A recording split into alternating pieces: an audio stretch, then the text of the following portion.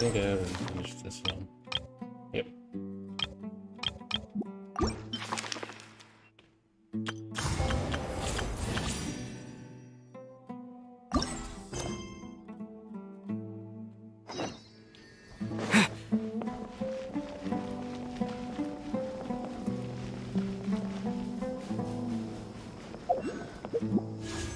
How many I have for tier?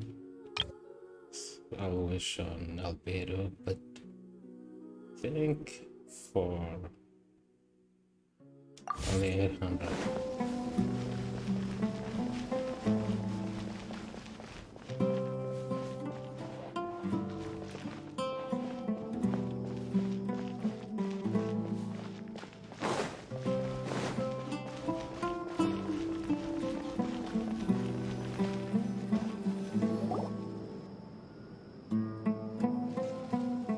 Although I've sent myself into exile, I'm still doing essentially the same things as before. Do you still have any questions for me before we start our investigation? One of my former subordinates told me that this title has its origins in a strange incident. The Academia has long exiled mad scholars to Aru Village. A mysterious phenomenon exists here. When mad scholars first arrive, they are as incoherent and deranged as before. But after spending some time here, they invariably begin to calm down.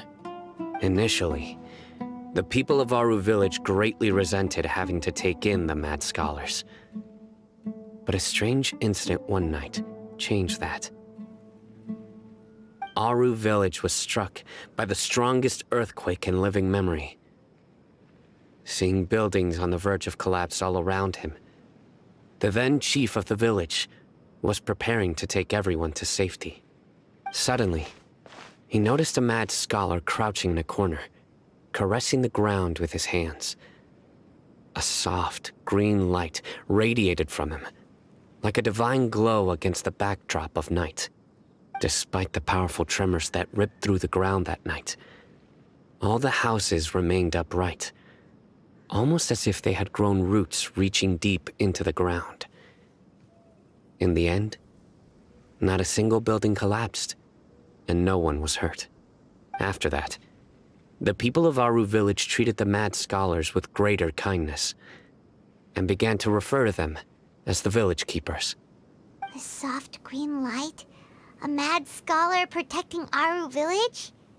What do you make of it, Traveler? Paimon thinks so too.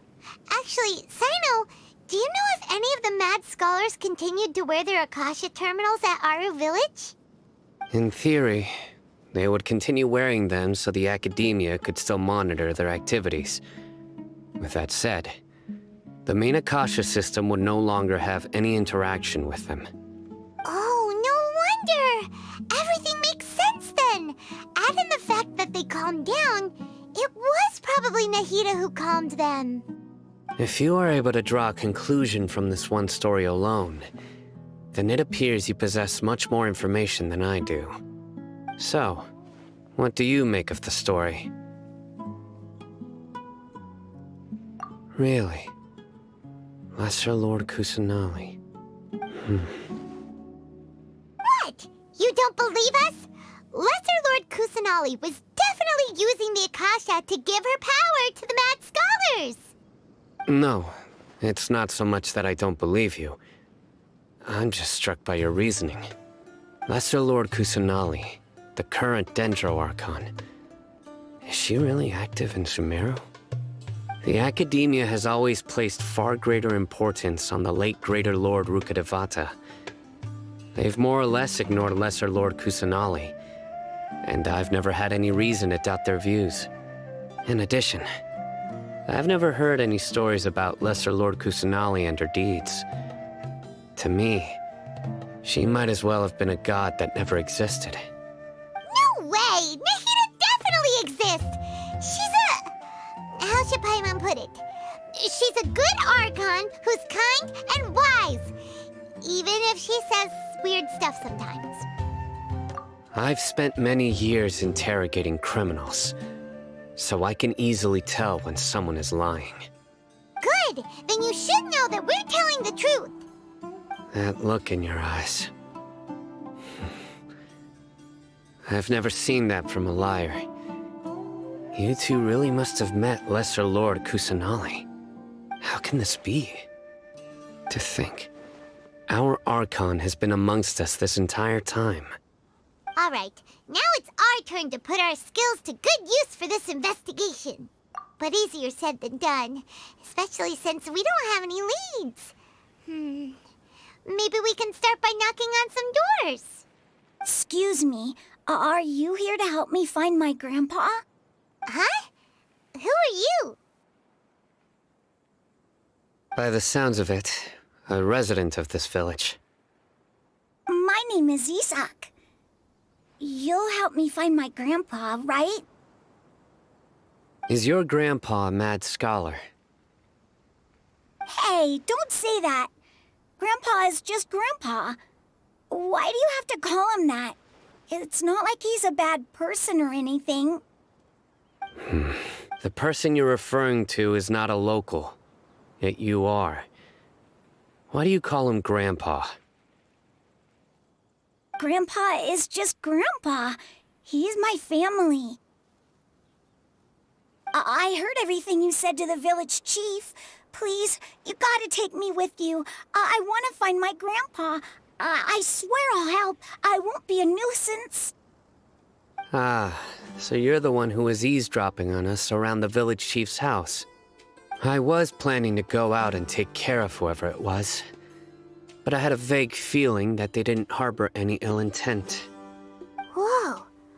Ethan wasn't kidding about Matra having sharp senses. Sino, he's just a kid. All he wants is to find his grandpa. Let's find a way to help him.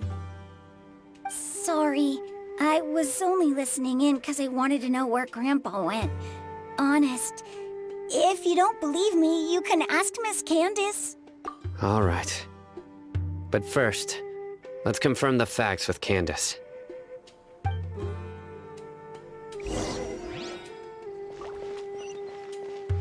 Yeah.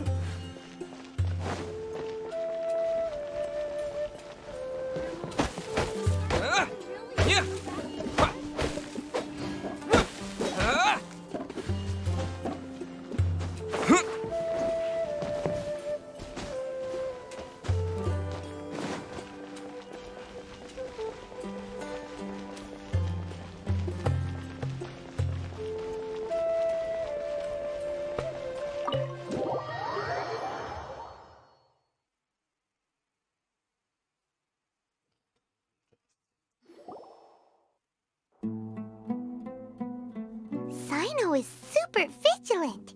Is this what all the Matra are like? Ah, you're back already. We just wanted to confirm something with you. Do you know a boy by the name of Isak? I had a feeling he'd go looking for you. Huh? You knew this would happen? Yes. Although he tried his best to stay hidden, I still noticed him eavesdropping outside the window. He really wants to get his grandfather back. Isak's parents were both Aramite mercenaries who rarely returned to the village after finding employment in the city. He was raised by his grandfather. Unfortunately, it was only a few years before his grandpa passed away. Isak was still very young at the time, so various families in the village took turns caring for him so he could survive. Later, an elderly mad scholar arrived at the village. Isak thought the scholar bore a striking resemblance to his grandfather, and thus often spied on the man. However, the scholar was unkempt in appearance and incoherent in speech. Although Isak referred to the man as his grandpa, he was afraid and didn't dare to approach him. One summer night, the oft mumbling and bumbling grandpa suddenly calmed down and seemed to become more lucid. He even noticed Isak hiding in the distance. So Grandpa walked up to Isak and patted him on the head. He even took Isak to the entrance of the village, where he patiently taught the boy the names of the stars, and accompanied Isak until he fell asleep. The next morning, Isak woke up and wanted to go find his grandpa again, only to realize his grandpa no longer recognized him. However, even so, Grandpa retained his calm expression. It's said that those who saw the scholar claimed he no longer appeared to be crazy, but appeared to be living in his own world, almost as if he were sleepwalking. Isak was thrilled that his grandpa was able to find peace, and would follow him all the time, asking him things like, "Grandpa, want me to take you somewhere fun?" Or, "Grandpa, could you tell me stories about the stars again?" All this somehow just makes Paimon feel really sad.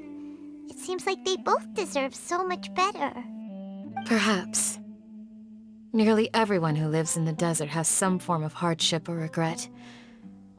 But even so, we must still continue on with our lives. It's also my reason for fighting. I must continue to protect this land.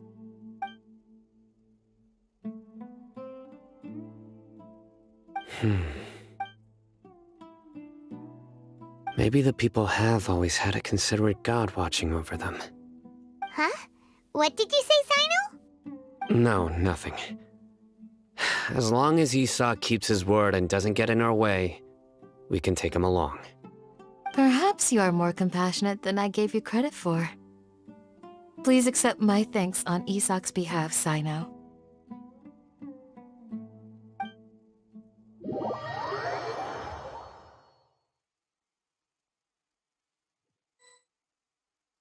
Hey, Isak! Oh, it's you guys! We've cleared everything up. Let's go find your grandpa. Really? Wow! Thank you so much! Yeah! All right. Let's at...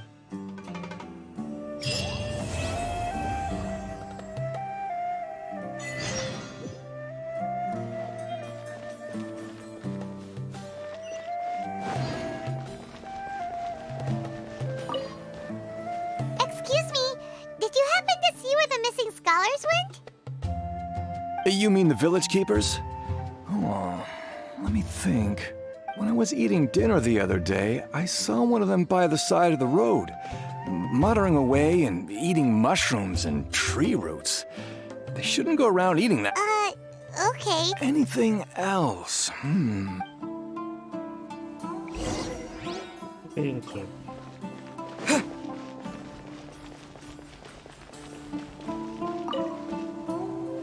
The scholars that have gone missing. Have you seen them? Those eyes. Don't change the subject. Right. You were asking about the the mad, but honestly... Do you also think Grandpa... Grandpa? Oh, hello there. It's little Issa. He was actually the one who protected my house. It still feels pretty surreal now that I think back. Well, whatever the case, I'll... Gotcha! Think...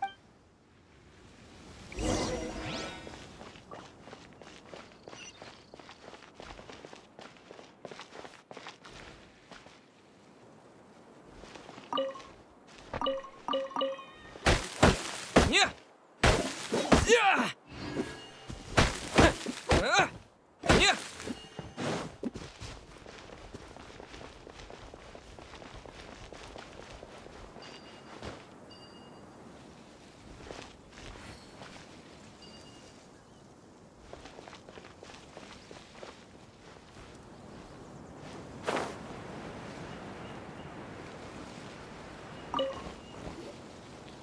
Sir, have you... Oh, well, if it isn't... The last time I saw him, he was spacing out by the road as usual.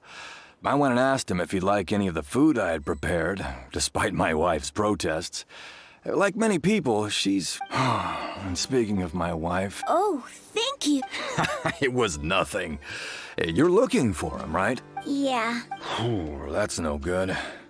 Well, I've known you since you were very... Wow, what a night. Okay. Huh? Don't say anything for now. Isak, stay here. Let's head over there. Stay cool.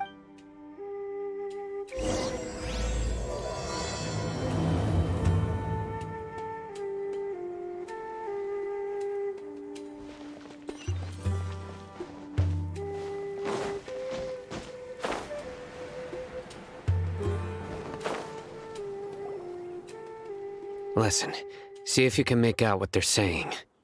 Have you heard? The mighty Scarlet King, the sovereign of our faith, will soon return to this world. Yes, of course I have. The Scarlet King is the one and only true ruler of this land. I've never believed in any other gods. Still, you say he's coming back, but it sure doesn't feel like life's about to change around here anytime soon. What's your proof? Haven't you noticed? The village has been getting more deranged scholars than ever. Delavar was saying that many people also went insane just before the fall of the Scarlet King's civilization in ancient times. We don't quite know why, but it seems like there's some sort of connection between insanity and the Scarlet King.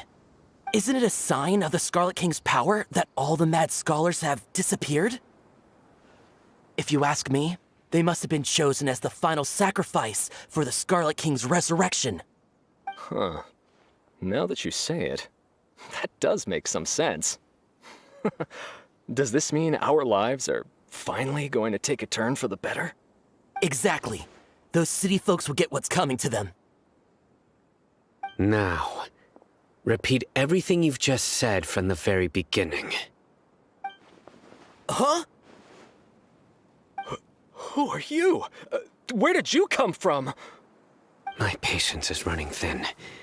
You heard what I asked.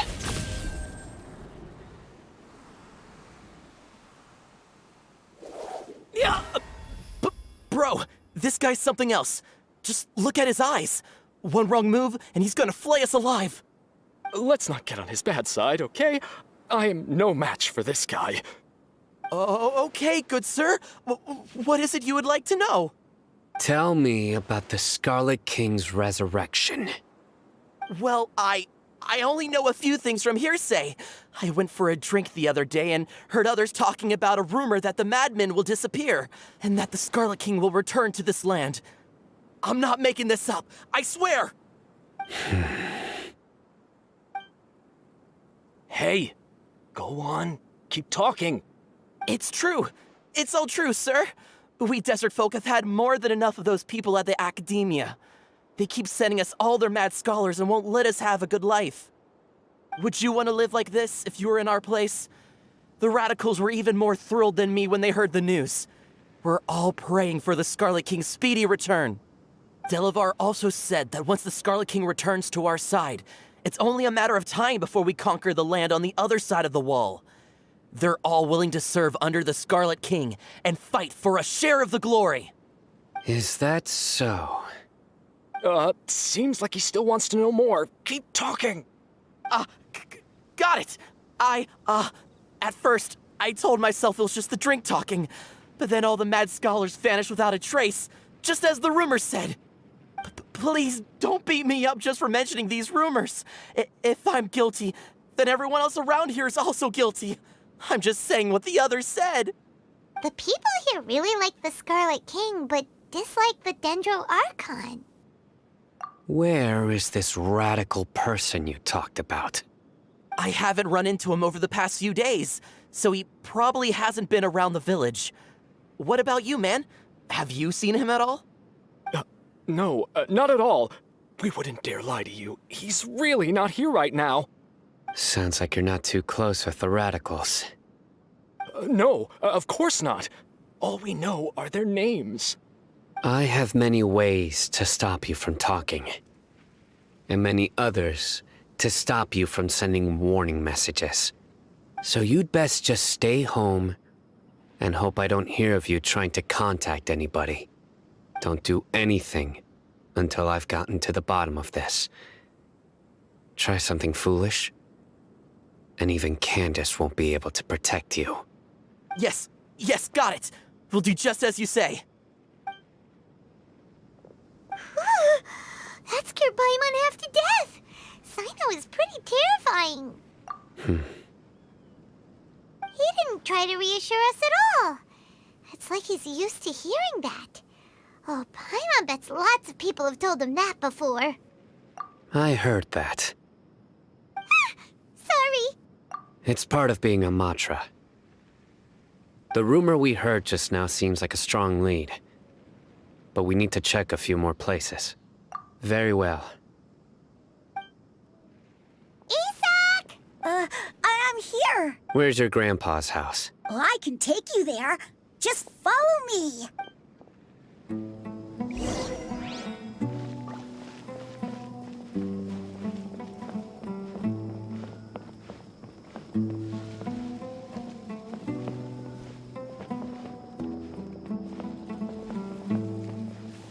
Grandpa, he likes to be alone. Sometimes he stares at the sky in a daze, and other times he just pokes at the ground with his fingers. Every now and then, he yells out at the top of his lungs, so a lot of people are really scared of him. But he's a good person, really. I know he is. I swear, he's just like my real grandpa.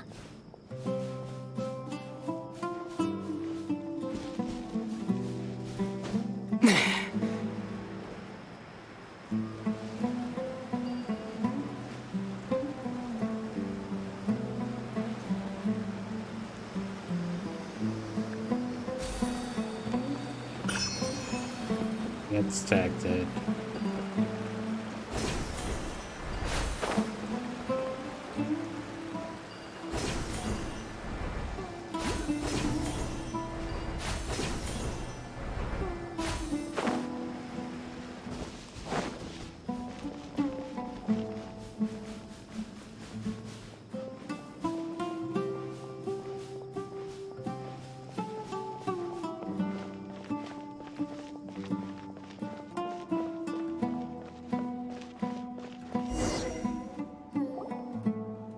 This is where Grandpa usually stays. There sure isn't much here. No. Incense? Please don't say it's the same one as before. But are you okay? Are you getting dizzy or need to lie down? There's a scent that you can sense, but I can't. A certain traveler here once passed out from that smell. Thankfully, Tighnari saved the day. And then he gave us a long lecture to explain all about how it worked. So, you know Tighnari? Huh? You know him too? Are you two friends? Yes.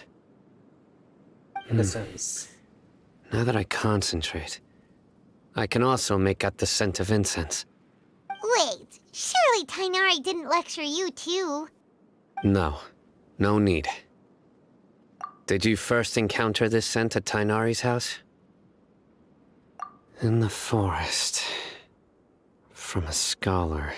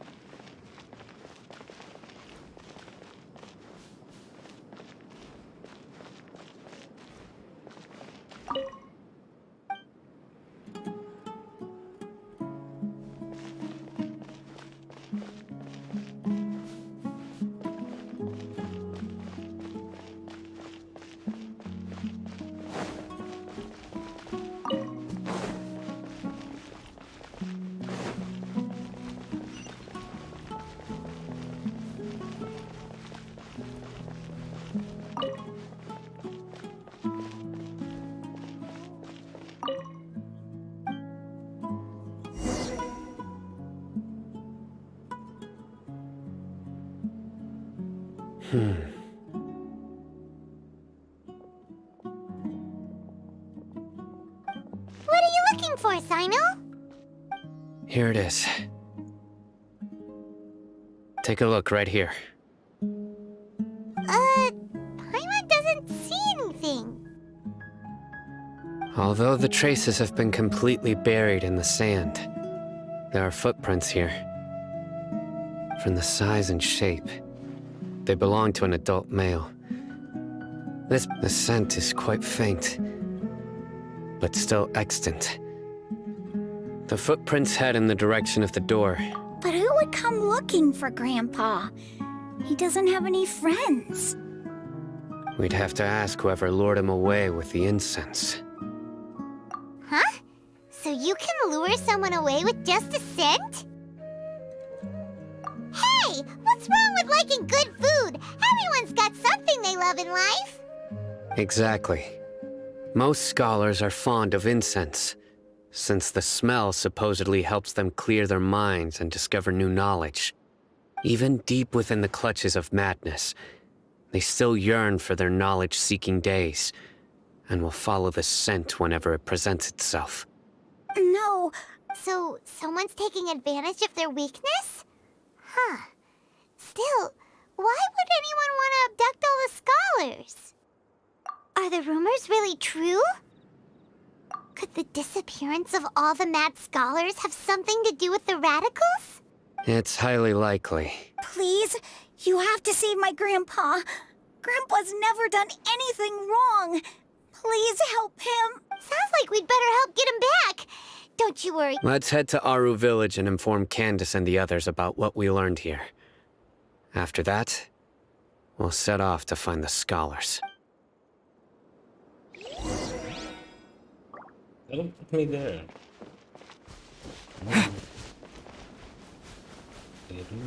Right the key.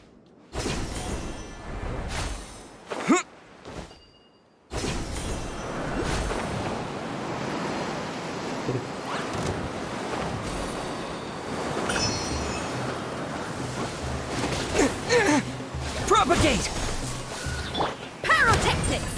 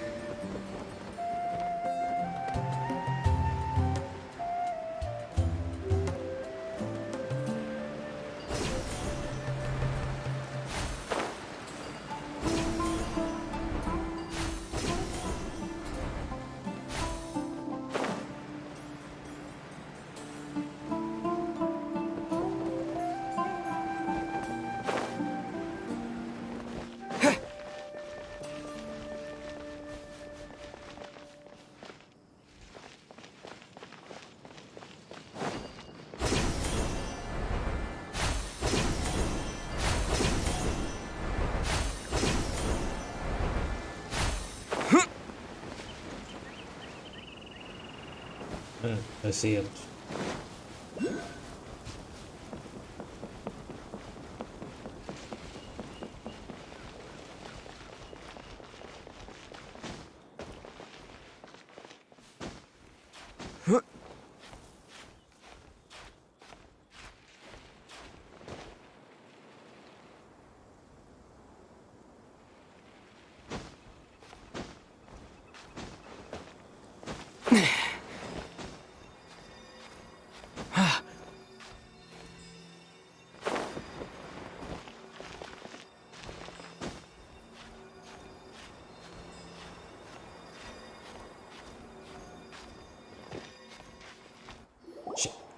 Right. The darker fabric definitely looks a lot better. That'd be my choice, too. We're back, Candace! We've got a lot to tell you. Ah, welcome back. Sounds like everyone's friends already. Oh, Dia's here too! You bet. So, everything goes smoothly?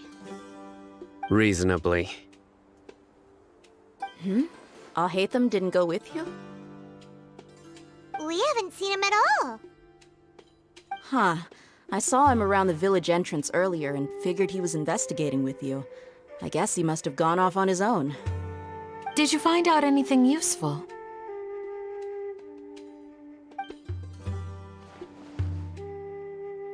I see. So someone used a kind of incense to lead the exiled scholars away from the village.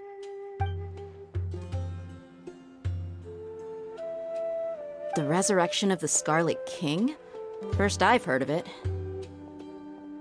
Far as I know, the kind of incense you just mentioned is only popular beyond the wall. Scholars are fond of it, but as you can see, there aren't many scholars still studying around these parts. No seller would be able to make a profit here. Not to mention, making incense is a labor-intensive process. You won't see anybody in the desert with the patience to make or sell something that requires that kind of effort. It seems someone from beyond the wall must have been supporting this. Makes sense. So what should we do then? Do we go back to the academia and search for leads there? If it was any other day, that would be your next logical step. But today, you've got me on your team, so you get an extra tip. Didn't you say that the villager got his news from the tavern? Well, I also like to drink at the tavern, so I know a thing or two about these radicals he mentioned. If Paimon remembers correctly, the leader of the radicals is some guy called Delavar. Ah, yeah. Delavar, the scar-riddled bandit, Engur, the wide-eyed butcher, and Jabari, the duck-tailed bearded crook. The whole lot of them are known around these parts. These guys have one thing in common, and that's being broke. The rougher life gets, the more they want to believe in the Scarlet King. Way they see it, the Scarlet King's resurrection is their only chance at overthrowing the academia. Throwing all of Sumeru into chaos is the only way to change the way of life here in the desert. Anyway, that's my guess why they've chosen to become radicals. Tia! You're amazing! You really know this place inside and out!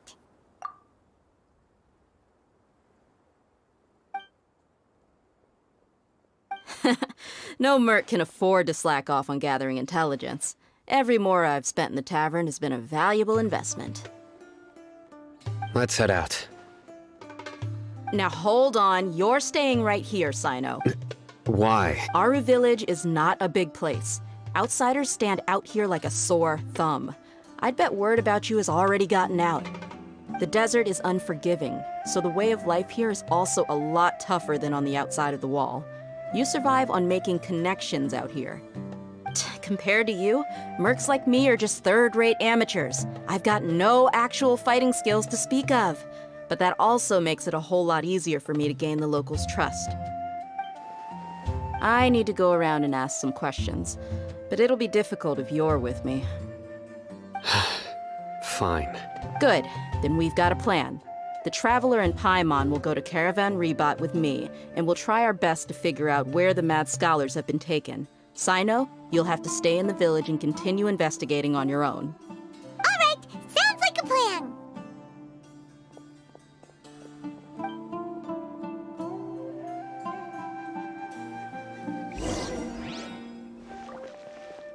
Yeah, let's go up. You need to watch out for any sign of earthquakes and sandstorms.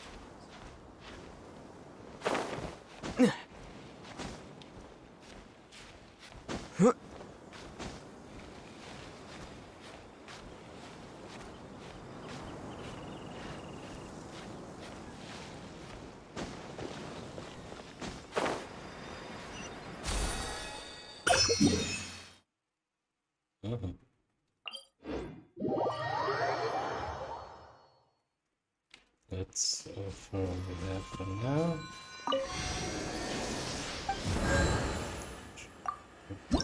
Be enough. Shit. That's one.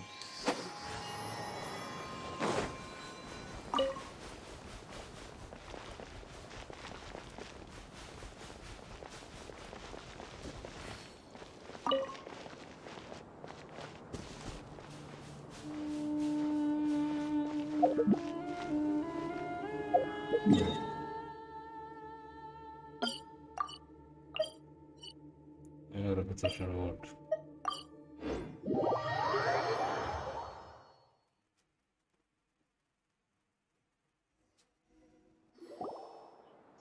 Well, here we are again.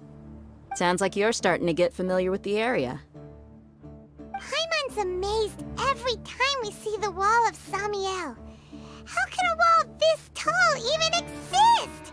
It's almost unreal. I know what you mean.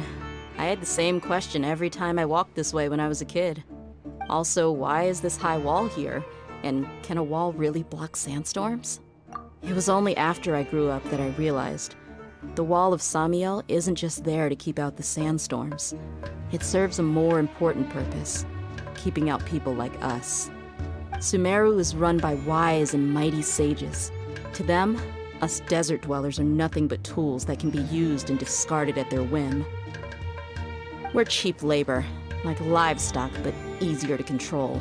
Even if a child from the desert got the chance to obtain an Akasha terminal, almost all their requests for knowledge would be denied. The academia believes we're underserving. Geniuses like Sataria are one in a million.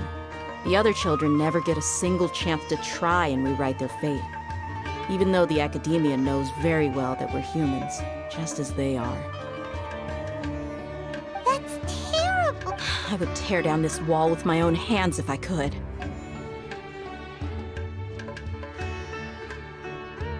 Hey, Thea. No, not at all. This place just gets me thinking, that's all. Besides, we're here to procure an— Yep, we gotta catch those. Shh! Caravan Rebot is crawling with people, so be careful what you say. We don't want anyone to find out what we're here for. Our mission started the moment we arrived here. Let's go check out the tavern. Maybe we'll find someone I know.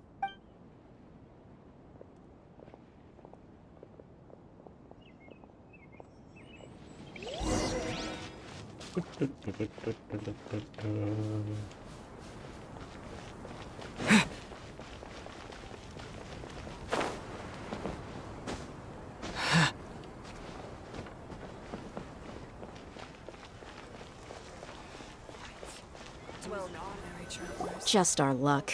You mean, you don't see— Dia, is that you? What a coincidence. You here for a drink too? Zaki. Fine. Oh, and who do you have with you here? Guests from another land?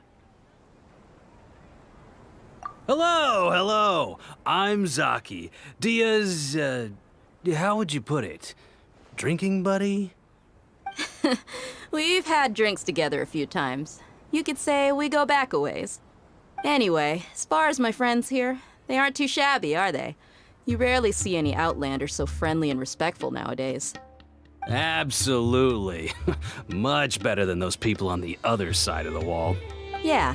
Have you seen Edgar, Delavar, or Jabari recently? Of course I have. Matter of fact, we were all here drinking together just a few days ago. I've got a spice trading deal from another nation. I thought maybe Delavar and his friends might be interested. Know where I could find him? Ah, how thoughtful of you.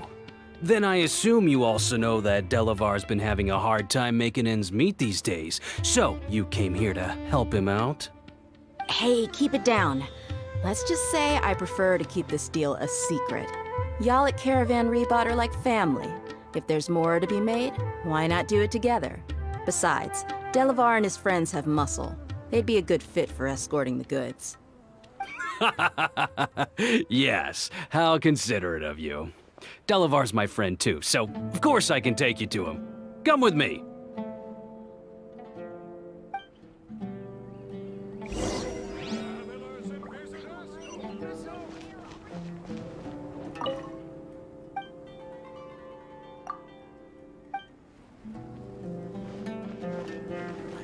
preparing for the next on-site investigation.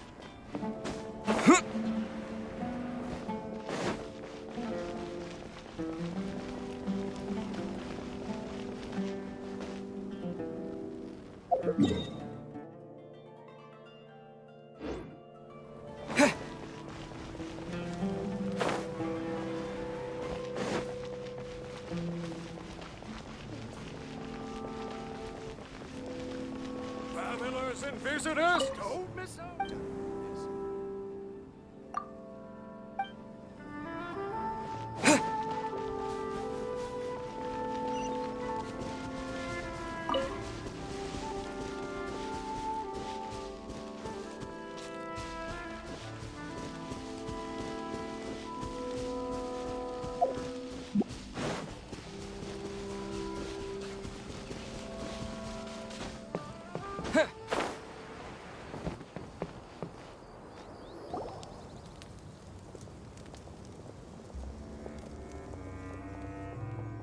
Are we there yet? Yep, this is the place. This place is practically deserted. What are they doing in a place like this?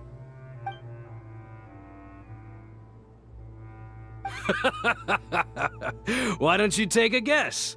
Go on, a wild stab in the dark. You're like lambs to the slaughter. Oh no! It's an ambush! What's this all about, Zaki? Come on, Dia. You really think we didn't hear about what you said back in Aru village? The boys have kept a close eye on you from the moment you set foot there. Not only do I know that you're looking for Delavar, I also know that you've teamed up with people from the academia to look for the missing scholars. So, you've been watching us from the very... Uh-oh. Paimon knew leaving Sino... And you left the strongest one in the village, didn't you? Who do you think you are? You really... So you and Delavar have been partners... Dia, I guess it's only natural for a traveling mercenary like you to be out of the loop. Those of us who hang around the tavern have stronger bonds than you. But you got one thing right. We're all looking forward to an uprising in Sumeru. There's nothing more we'd like to see than the desert folk over... If that's the case, then I'm sure Delavar wouldn't miss a second of it. I'll be honest with you. If it weren't for what you said in the village, your little monologue about the Wall of Samiel would have convinced me that you're one of us. Delavar. And Enger, you're here too, huh? Long time no see, Miss Mercenary. You should have known the traitors are what us followers of the Scarlet King despise the most. Dia, I thought that you, a fellow desert dweller, would understand that the Scarlet King is greater than the Dendro Archon. Little did I know, you don't deserve to join us. Yeah, gee, what a missed opportunity. Adopting radical views and kidnapping innocent scholars, all because of some baseless rumors. Anything else I'm missing out on? See? There you have it. Mercenaries are just a bunch of faithless scum with only one thing on their minds. Mora. Pathetic. You're all like a pack of street rats. You're not wrong. Mercenaries are driven by Mora, and my faith lies with whoever's paying me. As long as there's a profit to be made, anyone can become my friend. Enough talking! Get him! Just as I expected. Let's teach him a lesson, traveler.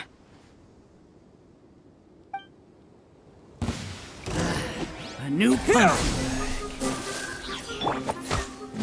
Power cord! Spring forth!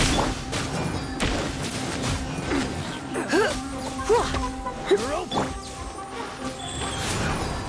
You're open! Is this?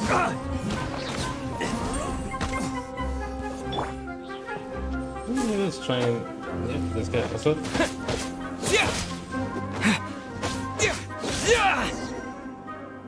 Combat. Oh yeah. Impossible! Yeah, how could you? So, what do you think about your meticulous network now, Zaki?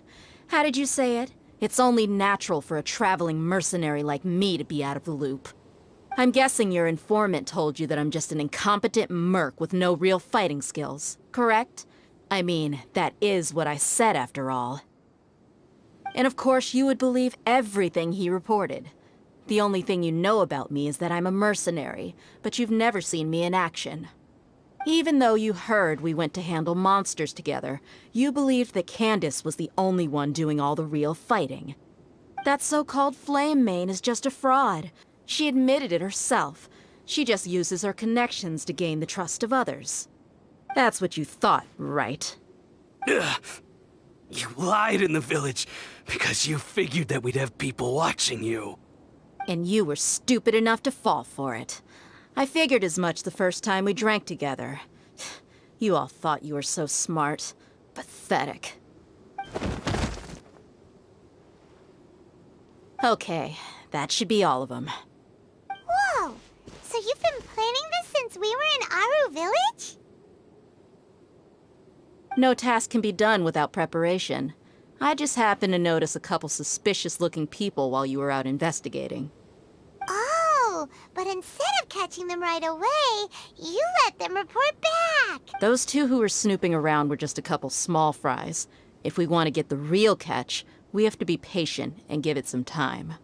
Oh, you mean the funny name she mentioned back in Uncle Ampu's house? The wide-eyed butcher, scar-riddled bandit, That's just a bunch of drunk talk. Edgar and Delavar like to talk themselves up when they're drinking. Edgar, the wide-eyed butcher, and Delavar, the scar-riddled bandit, are the nicknames they came up with for themselves. Alcohol has a way of making people share what they really think. So Edgar and Delavar are always rambling in the tavern about how the Scarlet King is a superior deity. What about Zaki? He's just a numbskull who fell right into our trap. Zaki was probably the best hidden of them all. My initial plan was to find Delavar first, and then try to track him down. That's what you wanted to ask when we were at Uncle Anpu's house, right? Jabari is one of the villagers you talked to. You know, the one who wanted to treat Isak and his grandpa to some food. Wait, so he's a radical too? No, he isn't. I just needed to tack on a random villager name to make the eavesdropper think that I was making some wild guesses based on my impressions. Wow, what a genius idea! Well, that's an expert mercenary for you. Ah, you're too kind. It was straight from the usual playbook, if I'm honest. So, that thing you were saying before, is it really true? About what? About how mercenaries only care about Mora. Does that bother you? What makes you so sure? Dia, do you dislike the Dendro Archon like the other desert folk? You two are pretty sharp. No, I don't have anything against the Dendro Archon. I've heard a lot of nice things about the Lesser Lord from Dunyarzad. I can understand her devotion and gratitude. Dunyarzad's just an ordinary person. There's no way a god would be so involved in the lives of everyday people, unless they were truly compassionate. I've begun to realize that the sages are behind everything that's happened recently. The radicals' blind belief in the Scarlet King, making the Dendro Archon out to be an enemy. It's all the Academia's trickery. But I see through it all. And unlike them, I can never be hostile towards anyone who's never done anything wrong. Dia. Anyway, looks like we're done with business here. Traveler, lend me a hand. Let's tie him up and bring him to the village.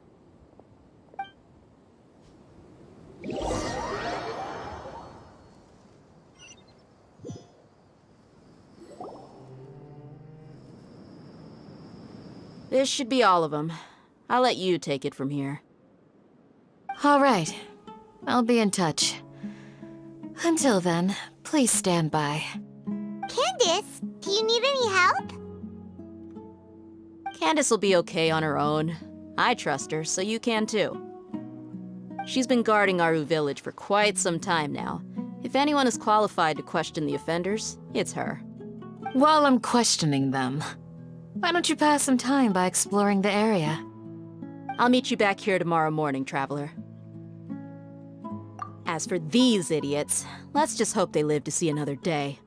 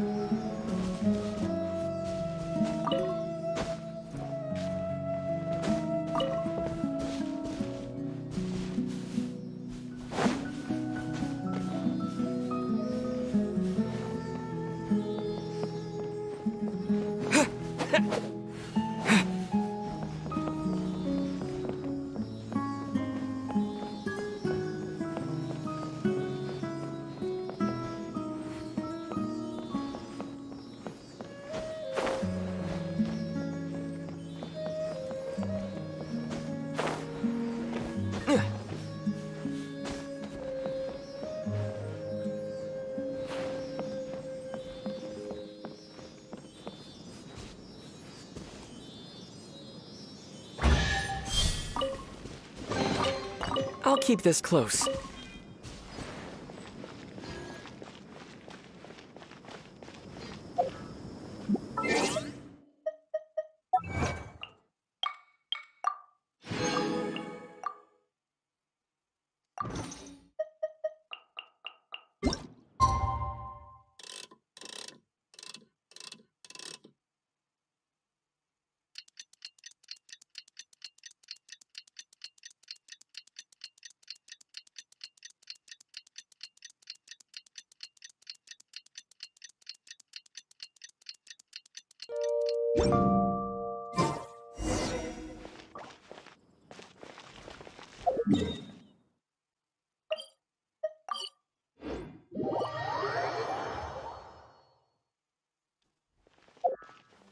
Ouch.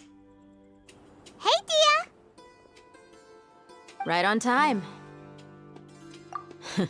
We'll know any moment now. Paimon's been wondering.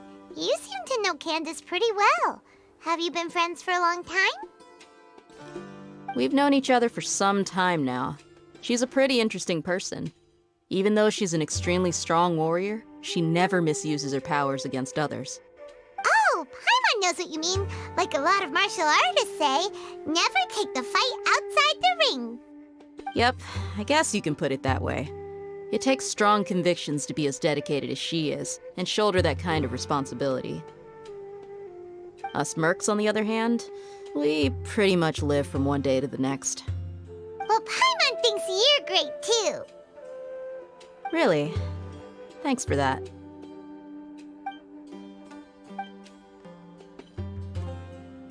Oh, Sino's here, and he's pretty early too. Yes, I was here yesterday to help out a little. To help out? By doing what? Sharing some interrogation techniques. Oh, you mean you taught Candace some more persuasive methods? Right. Come on in, everyone. Come on, let's go inside.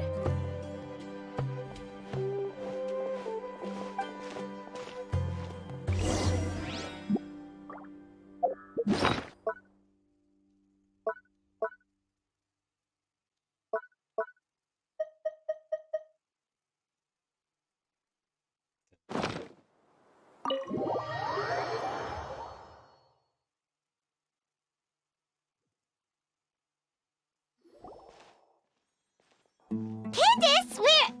Whoa, you look furious. Do I? Huh. What gave it away?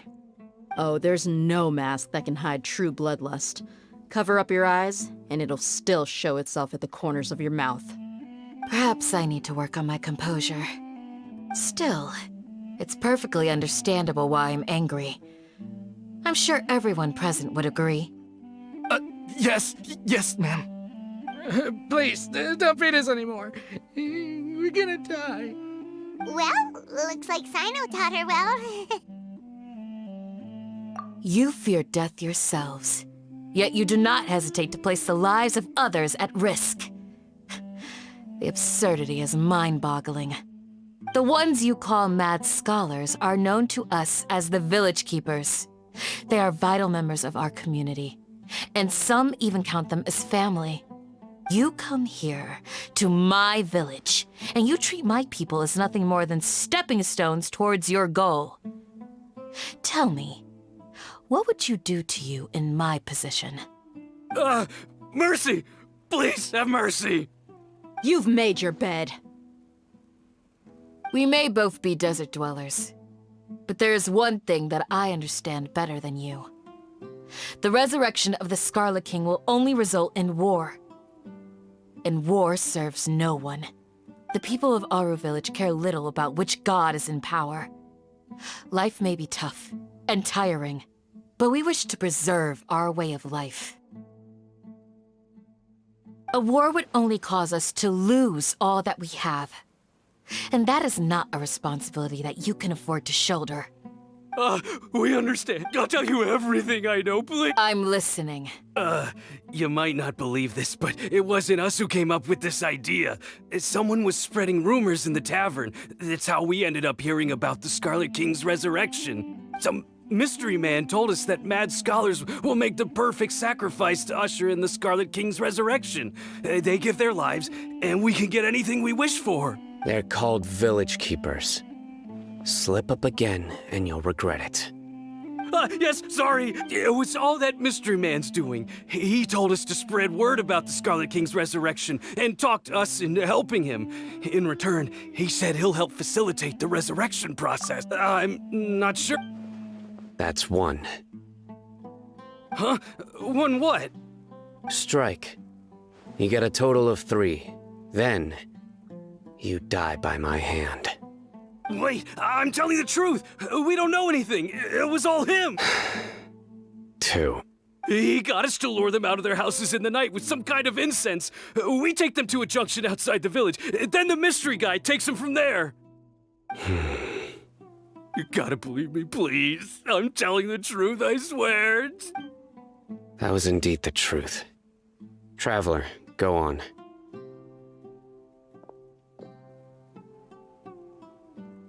You have to believe me. If I knew that, I would have told you his name right away. I'm not risking another beating to keep his secrets. No way. That guy, he wears a cloak, and he's always careful to cover his face. He calls himself the Scarlet King's envoy. I believe I may know what's going on. Uncle Anpu? What do you mean?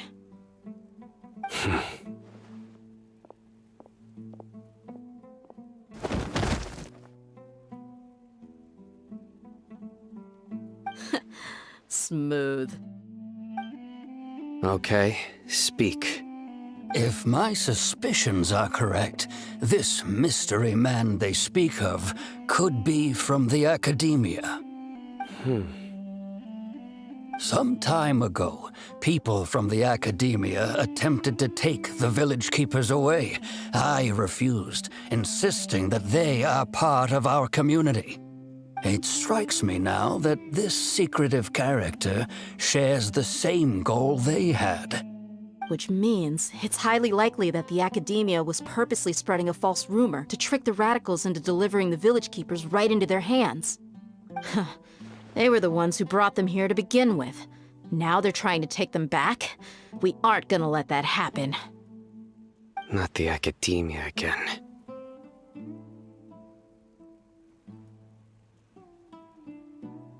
Just as I thought. But what could they want with the village keepers? People are nothing but tools in the eyes of the academia. A change in their plans likely means they found another way to exploit the scholars. Regardless, our top priority now is locating the village keepers. You're right. Time to go. Let's leave the village and try— Yes. Pack up and get— You got it. Candace, I'll let you deal with the radicals. Leave everything outside the village to us. All right. Let's meet back here once everyone's ready.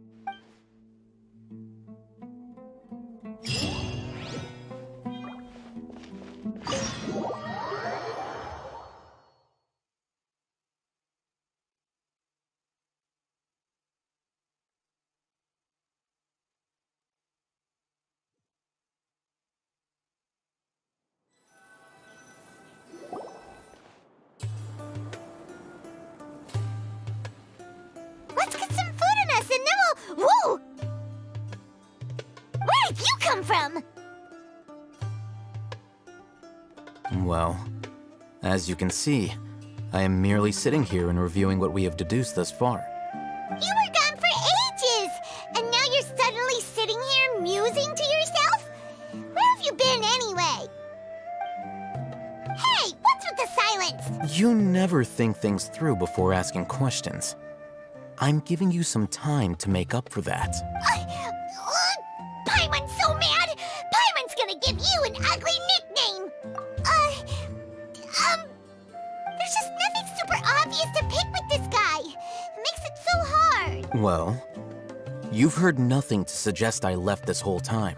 So clearly, I stayed in the village to investigate. Anyway, you plan to leave our... Yep. We're not gonna find out anything more. Enough with the silent... No. I'm just surprised that you decided to team up. Alhaitham, you haven't helped us out at all ever since we arrived at Aru Village. Yeah, you're all talk. While you were investigating, I had my own work to do. Really? Paimon doesn't believe you. To be honest, we aren't really a team, so I have no obligation to. Not to mention that going separate ways allowed me to find some important Huh? Right here in... Correct. What did you learn? I'm going to take you to someone. But before that, you need to understand where she's coming. What does that mean? How do you think the residents of Aru Village feel about what we're doing? In other words, do you truly believe every single word the villagers... You mean some of the... Hiding the truth does not necessarily equate to lying. Remember what Candace said? Most people in Aru Village don't necessarily care which deity is in charge of Sumeru. That's because whether the Scarlet King or the Dendro Archon has power is of little significance to them. By contrast, the perils of their daily lives are ever-present concerns. They won't simply share everything they know with you without good reason. That's why you believed there was no further information to be found in this village. Glad you're following along. Among those you have talked to, there's someone who was consciously keeping you out of the loop. In fact, she's been observing your every move since you arrived. The reason being, to someone who only wants to live their life in peace, any external factors introduce unpredictability into the equation. Those eyes. Don't change this. It's quite obvious that she's intimidated by Sino's authority and strength. Right. You were asking... She corrected herself mid-sentence because she's aware that there are Scarlet King fanatics in the village. If she sounds too friendly towards the village keepers, she could easily make herself the radicals' next target. I think it's been a few days since I last saw them. I usually go to bed pretty early. Remember? She made a point of denying her involvement in anything that occurs at night. But honestly, I feel quite sympathetic towards them, even though they act a little strange. After speaking to the village chief, it became clear that the village keepers had protected Aru Village at night. In other words, the young miss was very much awake during that time. Then why would... By getting involved with an outsider, she risks drawing unwanted attention to herself. As for why she might be so wary about all this, maybe you should ask her. I'll pass on this one. You said that she is afraid of me. If so, it's best if I stay out of this. We're on it!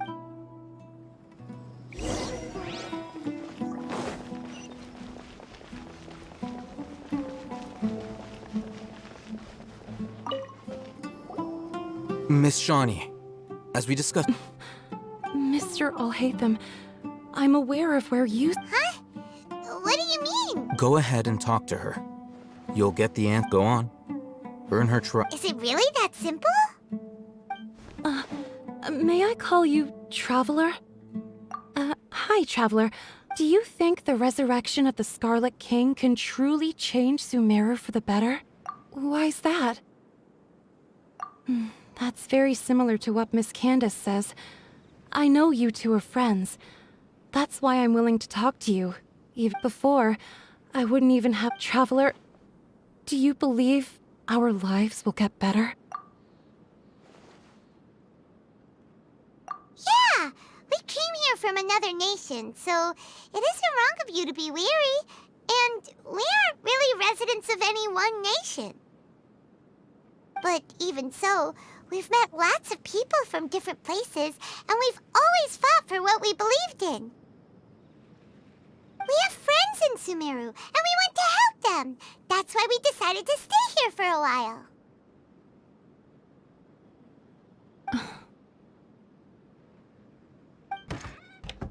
I want to trust. My apologies for posing my questions like that. To be. Alhaitham told us you have your reasons. The fact is that only one side of my family is desert folk. I don't really fit in anywhere in Sumer. Some believe in the Dendro Archon, while others believe in the Scarlet King. I don't belong to either side, and neither side would want me. Speaking of which, the radicals mentioned that they despise traitors. Do they just think that anyone who's different from them is... Yeah. Some people can be so narrow-minded when it comes to bloodline and beliefs. It makes no difference what I say or how I behave. I'll always base it slowly. I just stopped talking to people. I pretended not to hear or see anything. All I want, and then it happened. The village keepers who had helped me disappeared with no explanation, and I didn't dare breathe a word about it to anyone. You can tell them. All right. I actually have a sharper sense of hearing than most. Sometimes, I hear strange crying sounds in the night. Perhaps. I'm not sure. It's faint, but it's definitely the sound of crying. It comes from far... It used to be louder and more frequent. But ever since you arrived in the village, it doesn't seem to happen as often. And when it does, it's much quieter. I confirmed this with the guards on night duty. They also have someone with Bud. Because we're in the middle of a desert, he would rather believe that they are the cries of beasts than ghosts. There's really nothing around these parts, except for an old hospital not far from the village. I think they used to use it for treating Elazar, but it's been abandoned for years. Yeah, let's go!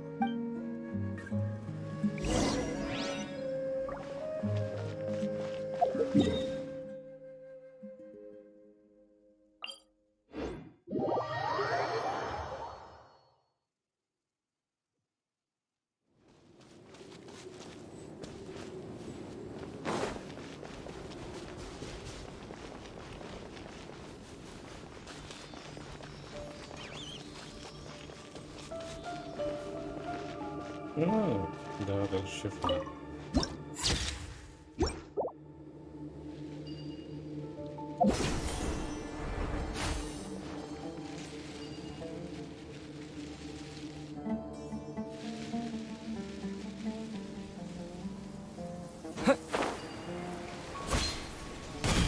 Propagate me! Feel the beat!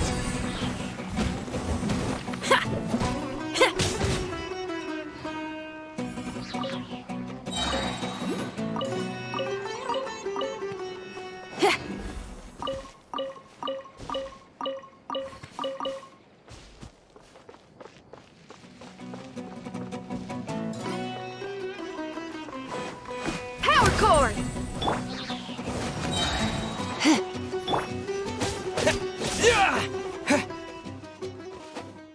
I fell down.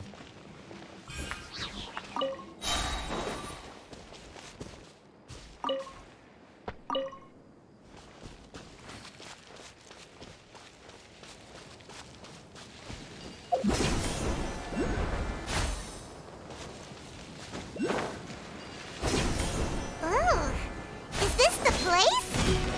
It's in terrible shape, and there's sand everywhere. Empty and forgotten. An ideal place to hide people. Where do you think you're... Scatter! Huh? Huh? What? Yeah! Monsters, watch out!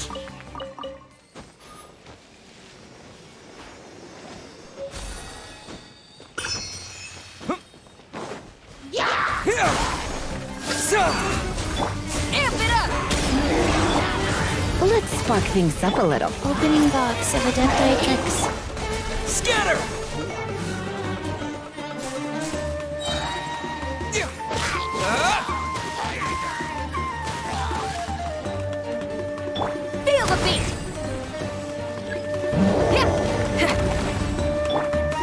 Bring forth!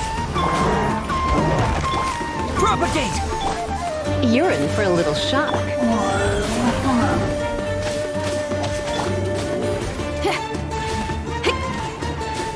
Pyrotechnics! Scatter!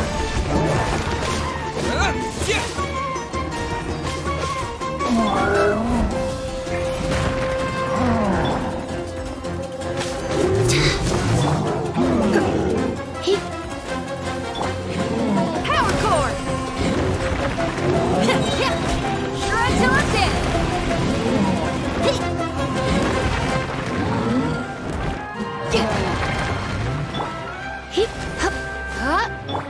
Wheel of life.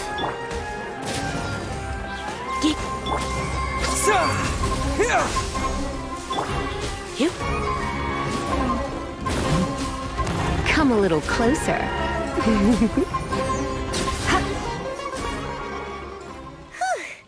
They were easier to deal with than Paimon had expected. Super strong bandits? Or monsters taller than buildings dropping out of the sky? Or, something like that. He looks super serious. We gotta stay on our A game too. This is the one.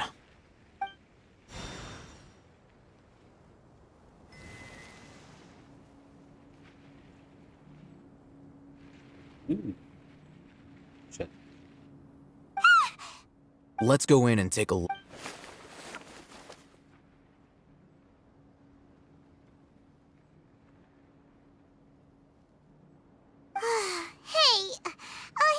Patience.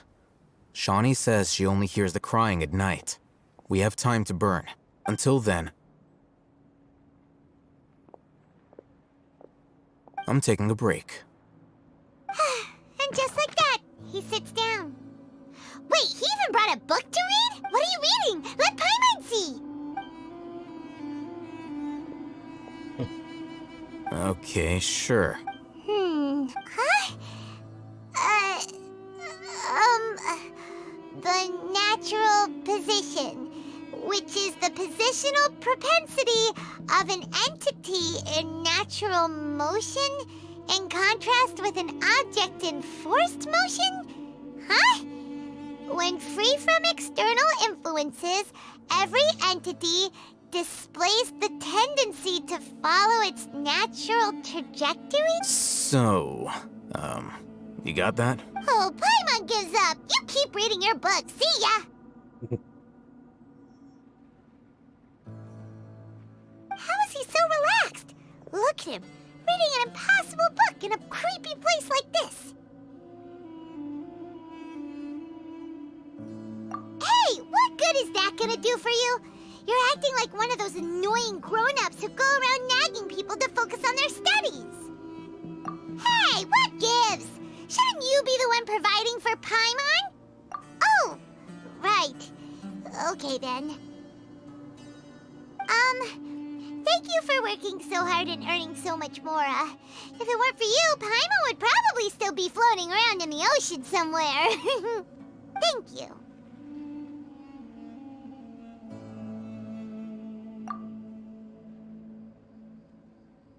Damn.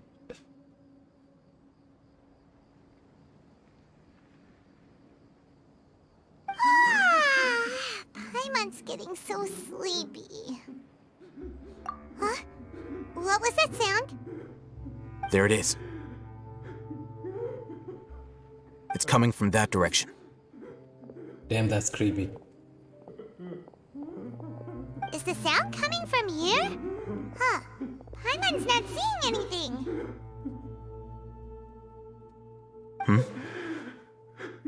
It's from below. But there's no way we can get down there. Something is off about the interior here.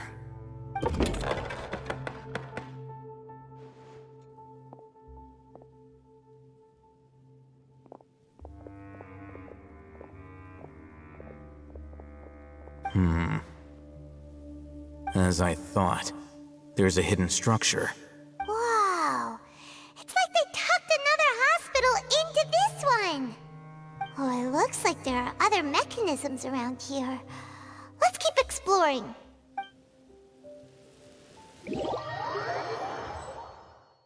Go up.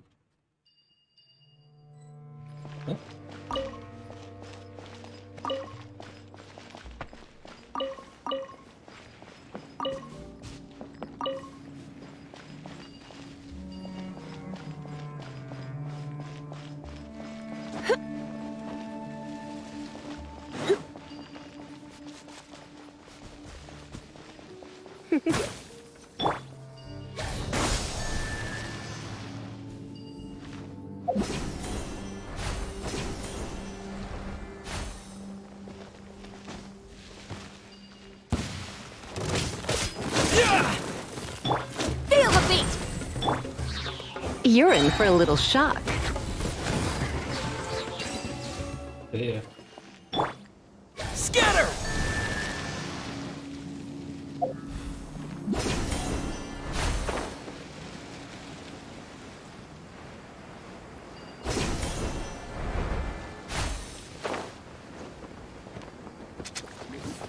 Yeah!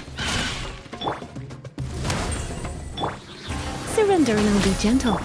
Sacred name, fortune preserver.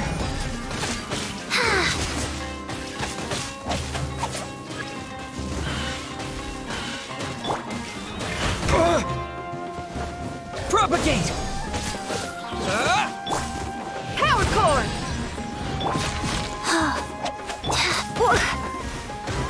He, Dig up here!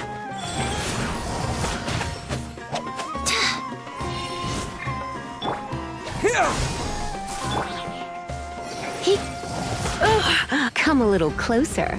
Blitz. Feel the beat!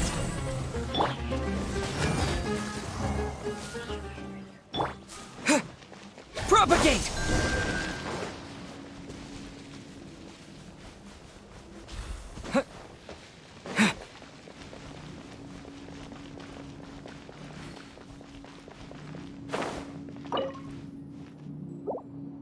Okay.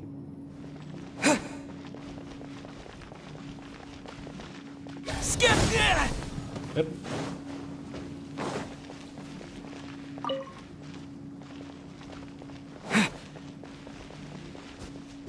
I thought I would find it here. My bad.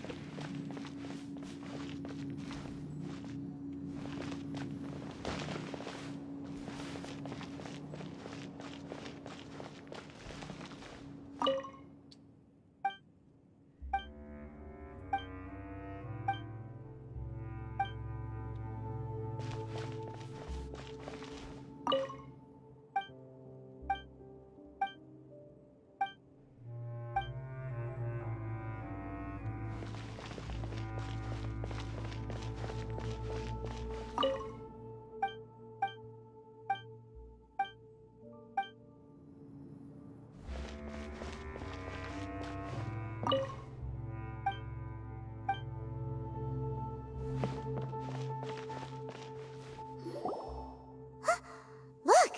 There's someone over there! Good idea. Let's approach him slowly without alarming him.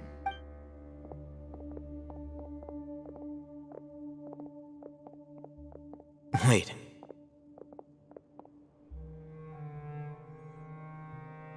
You're...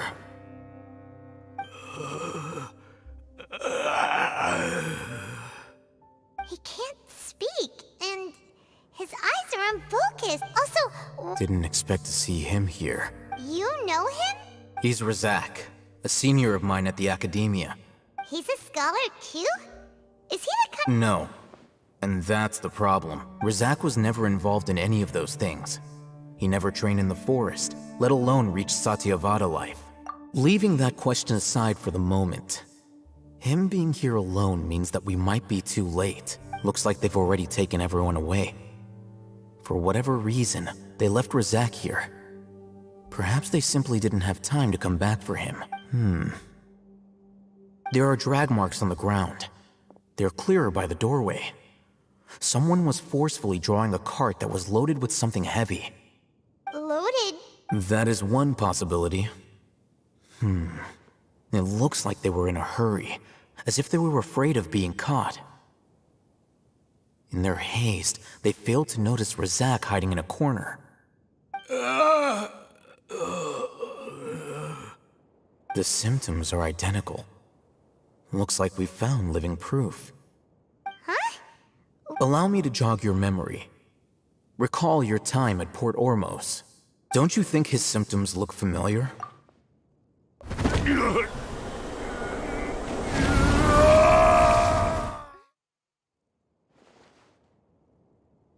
Oh, now that you mention it, they're acting the same way. Correct. The academia is behind all of this.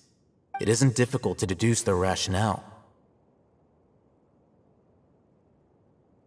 First, the academia spread a false rumor of the Scarlet King's resurrection, emphasizing the role of the village keepers, the mad scholars who were exiled to Aru village.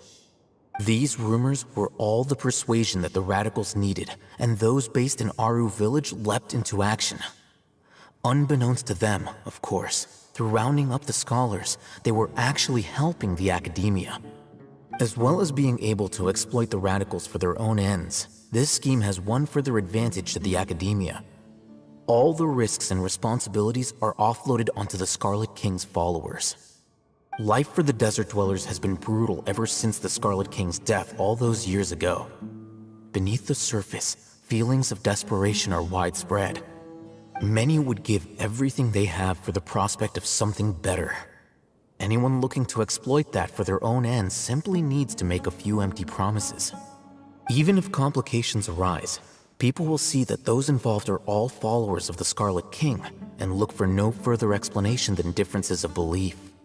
A deep-seated mistrust of the desert and everyone in it by the rest of Sumeru will make sure of that. The notion of an academia plot wouldn't even cross their minds. It may seem like a simple strategy, but it is able to work wonders under Sumeru's current circumstances. Oh, that makes a lot of sense. It's in line with the village chief's theory, too. But there's still one very important question. Wasn't it the academia that brought the scholars to Aru village in the first place? Why does it want them back now? Throughout this process, one thing has changed. The scholars' identity. First, they were scholars. Then, they became lunatics. After that, they were exiles. And finally, they become missing persons. An exile is still patently a living, breathing human being. But when someone becomes a missing person, that is brought into question. If you can't find someone, you have no way of knowing what exactly happened to them. That makes missing people an ideal resource. Resource? For what exactly? One possibility is that the information in their brains could be extracted into knowledge capsules. Extracted? You mean canned knowledge comes from people's brains? With the technology of the Sumeru Academia, it's entirely possible. Perhaps the process caused them great suffering, which is why they cry out in the dead of night when no one is watching them. So, the human brain... I'm the Academia scribe, after all. I'm familiar with their projects. Anyway, judging by Razak's state, the contents of a divine... Or perhaps, his curiosity got the better of him. Paimon's a little confused. Can they just use any...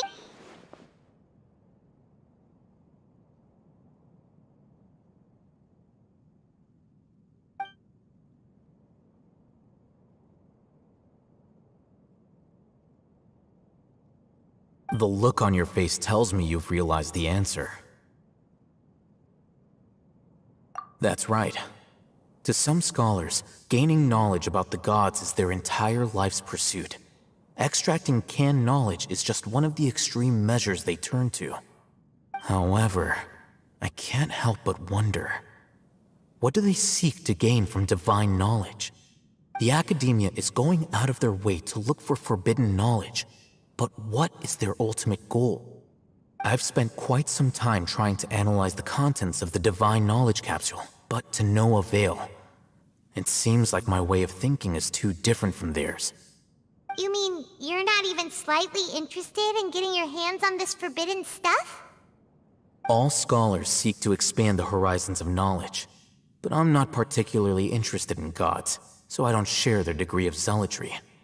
Extracting information from people as if they were lifeless objects? If this is the direction of academic progress, then the academia may as well shut its doors. Sounds like you're really against all this. Of course. The academia's actions run whether it be academics or knowledge, everything has its boundaries. If those lines are crossed, the rules and order that govern everything in the world will be destroyed. This matter needs to be corrected, just like fixing a typo in a book.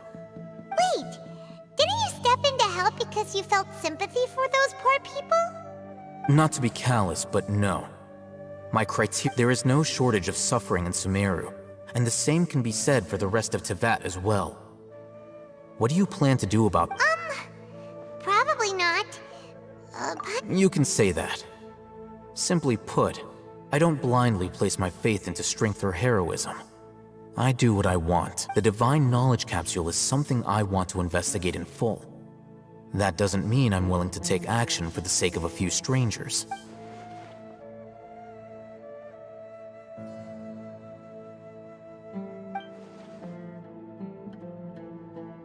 Paimon's been wanting to say this for a while. There are a lot of bad guys in the academia, but... You're probably right, though I must say, I quite enjoy this feeling of being the odd one out. Uniqueness is also an asset, is it not? Wow, that's a great way to think about it.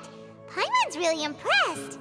If only Miss Shani had a similar mindset, her life would definitely be a lot easier.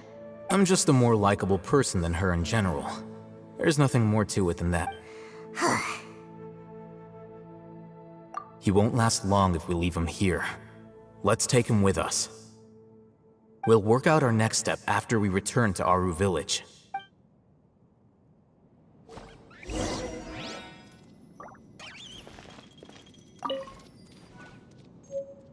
Fishing key. That's what I wanted.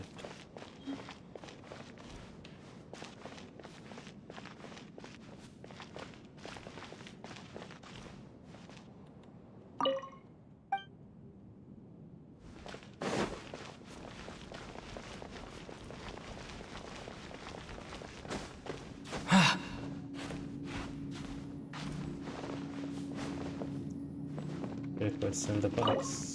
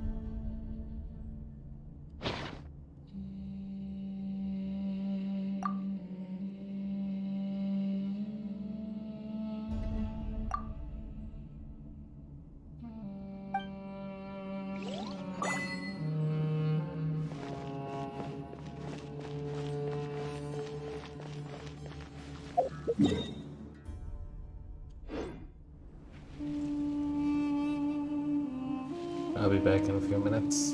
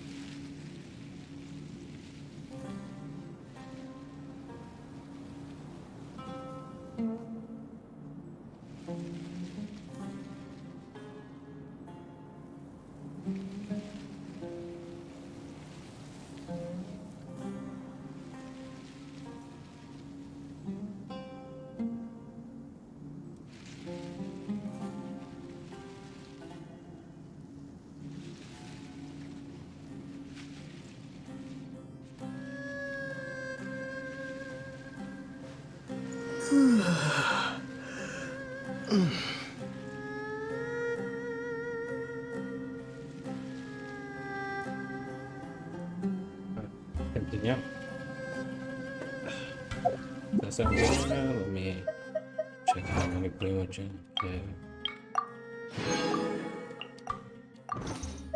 Let's see if they are enough for 2.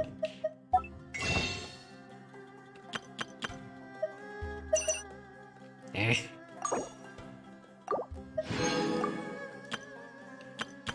Oh shit. I have a 50. Now let's continue the story and see. I finished this one, yeah. Might as well finish this one also. It'll give me something. To give me 40 with 5. Maybe I'll use it after. What else?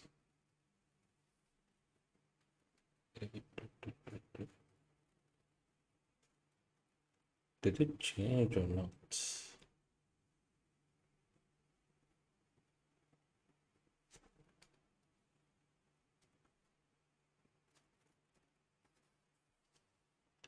Okay.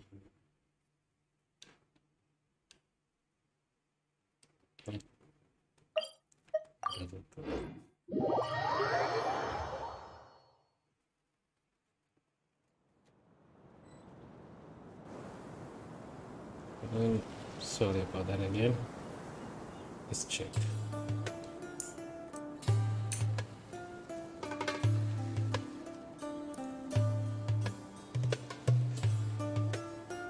Because I'm checking the stream, it doesn't work.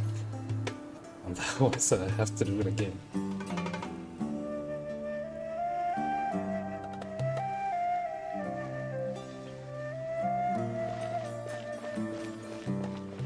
That's how it's working. And I'm not just doing voiceover.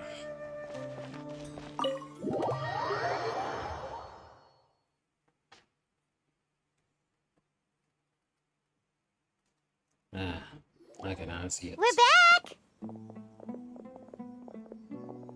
You must be tired. You should rest and take some water. What's the situation? Who's this? Unfortunately, somebody who's too young to take on the role of Isak's grandfather. Nevertheless, he's one of the people we're trying to find.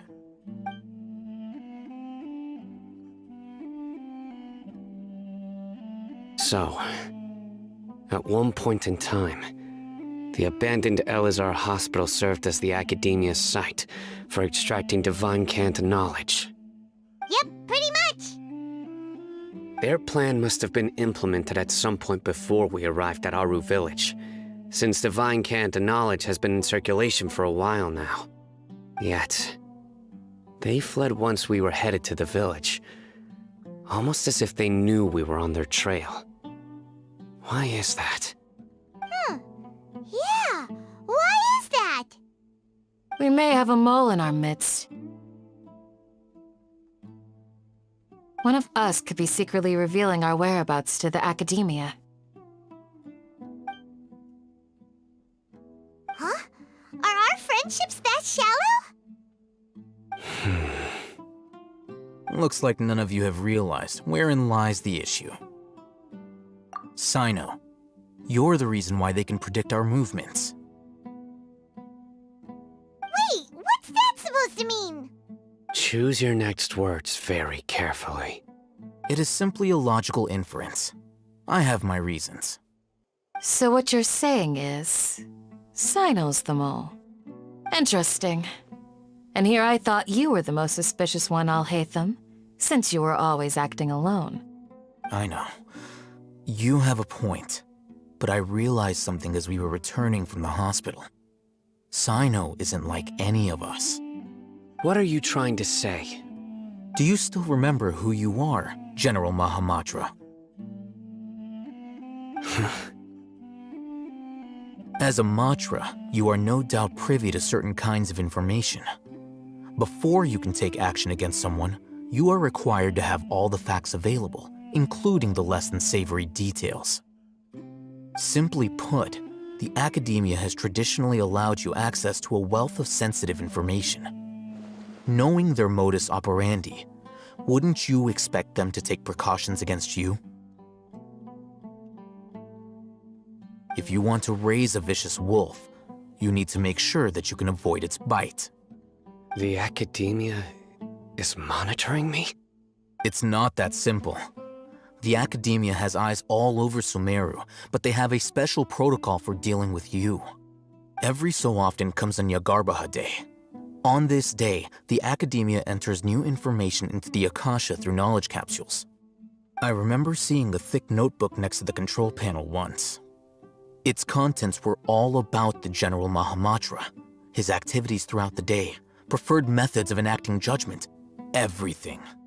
You're saying that the academia entered my information into the Akasha too?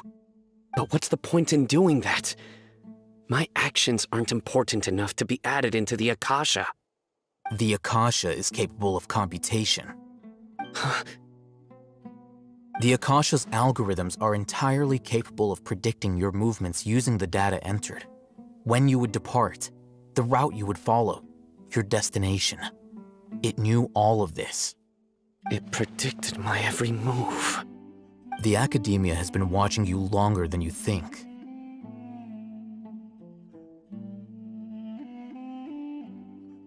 So that's how it is. Sino adheres to his principles so strongly that he's actually a thorn in their side. Tenacity of will and steadfast faith are worthless to the academia. They need scholars who are easily pliable and mindlessly go after anything they can profit from. Sino, don't take it to heart. This just proves how much of a trustworthy ally you are. They escaped because of me. Don't blame yourself. It's not like any of us would have known. I have an idea. If they predicted my movements, then I might be able to guess where they went. Whoa, you bounced back fast. There is always an opportunity for safety after danger passes. Oh, so that's how it is! Paimon gets it now! If the academia is trying to avoid Sino, then the safest place would be... Yep, that's right!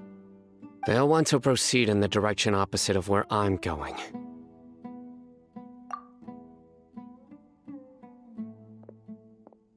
I must go. There's also something I want to investigate. Let's go, guys! After 'em! Please, wait! I want to go too!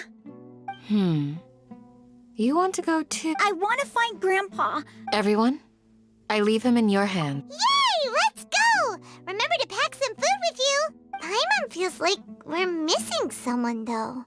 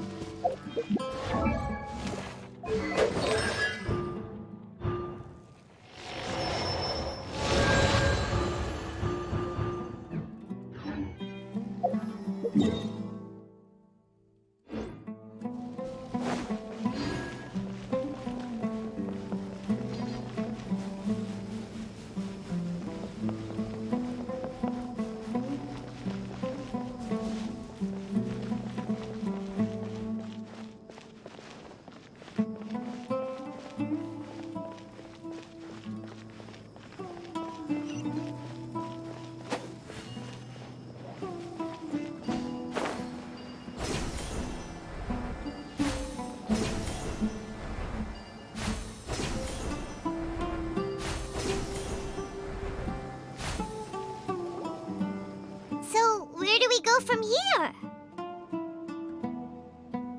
Yes. After leaving the village, we should head straight toward the desert.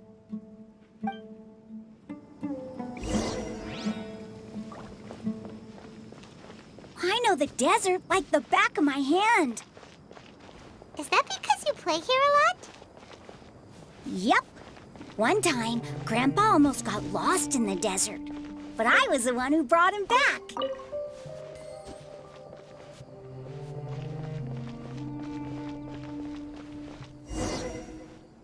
There's something here. What's this? It's buried in the sand. Looks... And Paimon thought running around everywhere was already enough work. Okay. So, we have to dig it out? Whatever's down there, looks like it's buried really deep.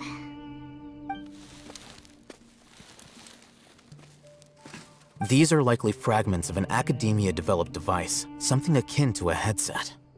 Looks like there were more than one village keeper. They must have been escorted this way because there are device fragments scattered around here. Let's split up and search the area. Chances are that we'll find other things nearby.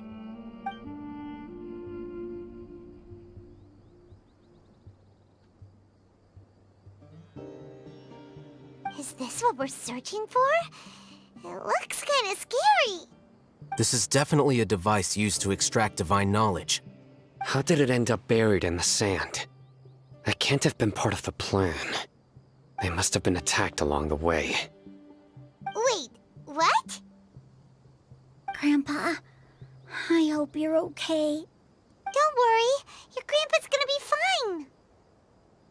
Razak didn't display any signs of starvation or dehydration, which means that they left fairly recently. We should be able to catch up.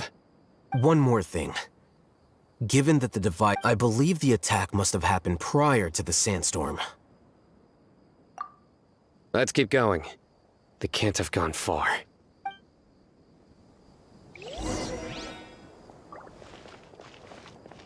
Ugh, but running on sand is so tiring. But you're flying, aren't you, Paimon? Is flying over sand tiring too?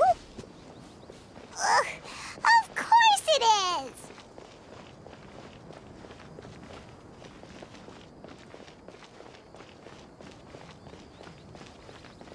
Can I use the tornado? Voices, over there.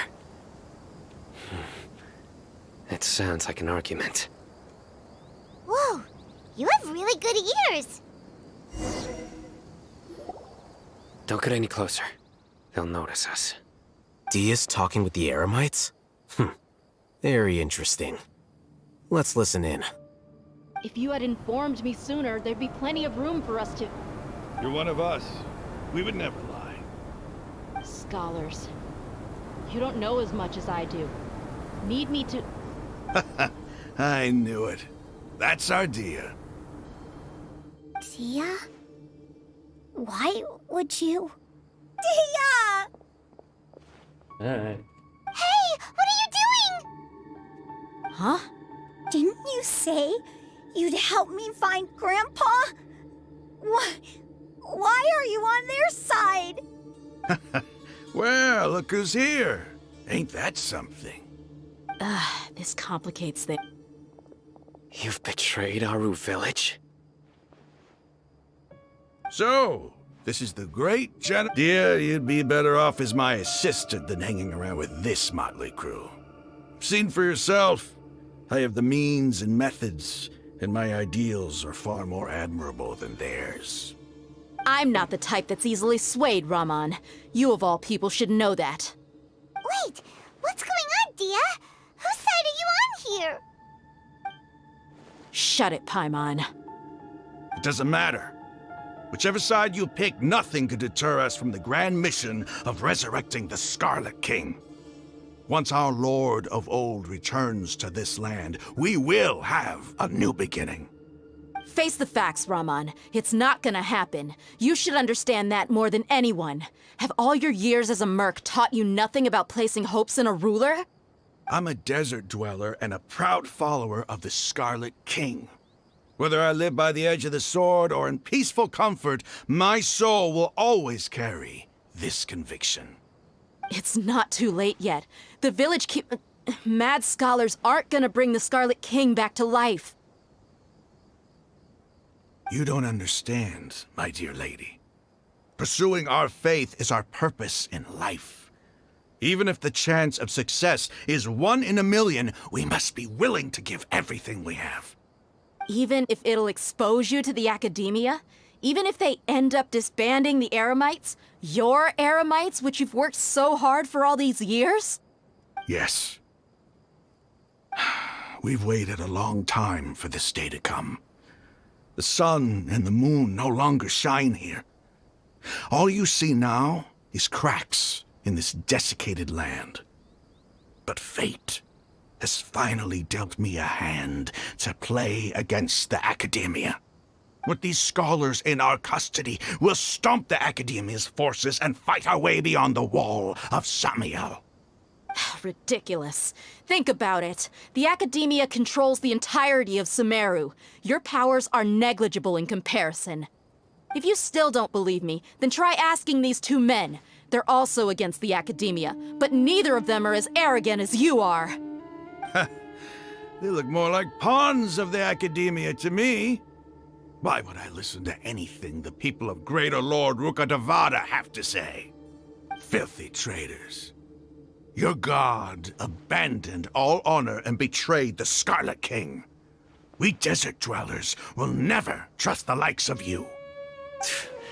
It's impossible to communicate with someone so hostile. Perhaps we should. Do you really believe that by kidnapping the scholars, you'll be able to negotiate with the Academia? These people have no value as bargaining chips, but I could be persuaded to take their place as your next hostage. These scholars were exiled from the Academia. I, on the other hand, am their current scribe, and will be a much greater asset to you. Wait, you can't be serious. So, you want to trade places with the hostages, do you? Precisely. Any wise What are you thinking? What if they decide to kill you instead? Well, that would be bad luck for me. However, I'd get the chance to observe the scholars, perhaps even find out the truth. Think you can talk me over with that confident look of yours? I'm not trying to persuade you. I'm using this as a means of joining forces against the Academia. You are the scribe. What do you have against the Academia? Not all desert dwellers believe in the Scarlet King, and the same applies to the Academia. Why must all knowledge seekers approve of the Academia's way of doing things? You Academia scum. Every last one of you is nothing but a hypocrite, just like everyone else on the other side of that wall. I've made myself clear enough. I won't listen to another word from the Dendro Archon's people. Not so fast. I'll hate them, Do you stand by everything you just said? I never make empty promises. You know you're making a dangerous decision, right? I do. Good. Raman, hear me out. These people are my friends. Maybe you can't take the followers of the Dendro Archon at their word, but what about me? Do you trust me? We've known each other for years. Of course I do. In that case, I'm willing to vouch for their honesty with my right arm. Come on, Raman, don't be a coward. If you're serious about taking on the Academia, you need to steel yourself. You can't be afraid. An arm from the Flame Mane. You've piqued my interest. But what if you refuse to oblige? What should I do then? No one's a fool here, Dia. We're mercs. And mercs don't tend to live long unless they have their wits about them. You're not wrong, but this is different. I promised my friends that we'd bring back the Village Keepers together. Let's do it right here, then. Give me your right arm as proof of your resolve. Don't listen to him! He's not even trying to negotiate! He just wants to make things more difficult! That's fine. Are you crazy? We came here to save lives. One arm for that many people is still a pretty good deal, if you ask me. Raman, I'm holding up my end of the deal here. You'd better not let me down. Sure. Go ahead and cut off her right arm.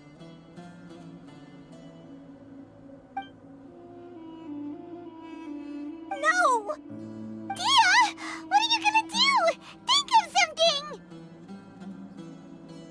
You don't have to go this far. That's not for you to decide. Do it! Dia! Run!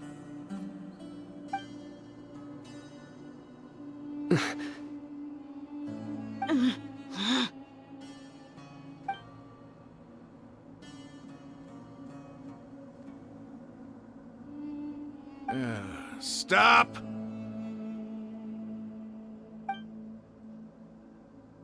What's wrong? Can't do it? Flame Mane, you and I are both desert folk. Cutting off your arm is no different than cutting off my own fingers. Where's the sense in cutting my own kin to pieces? You've shown me that you're serious. Go on now, take your friends and leave. Meet me in the desert at noon tomorrow.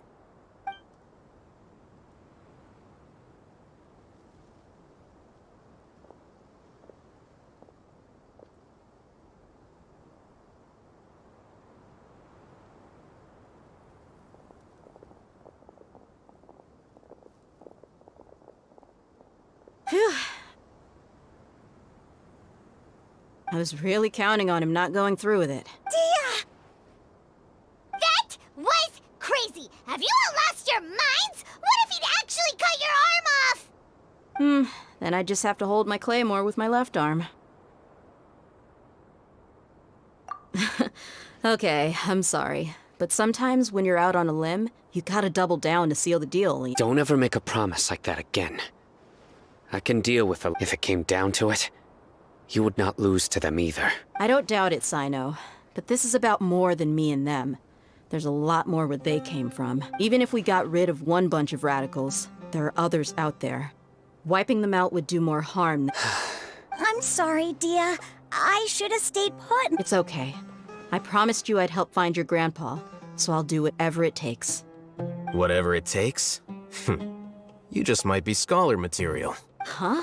Are you serious? The Eremites once said that I was a lunatic.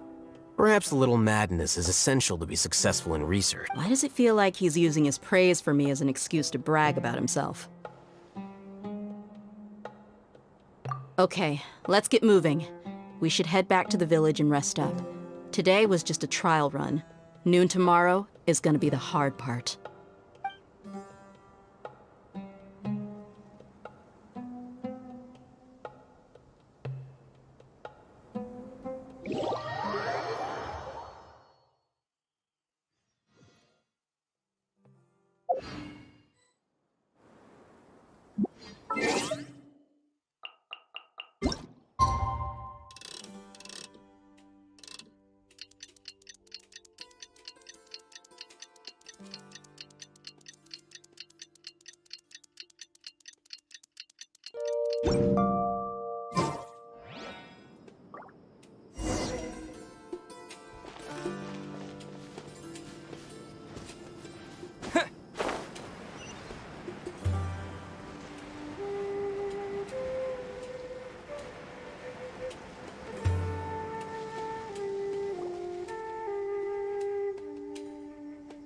here so early? Looks like we have everyone here. Isak, are you sure? I'll watch from a safe distance. Okay. Dia, wait. What's the matter? I heard that you were quite reckless yesterday. Fine.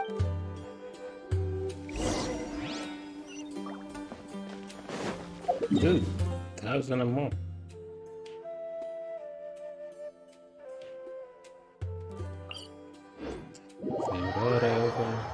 This.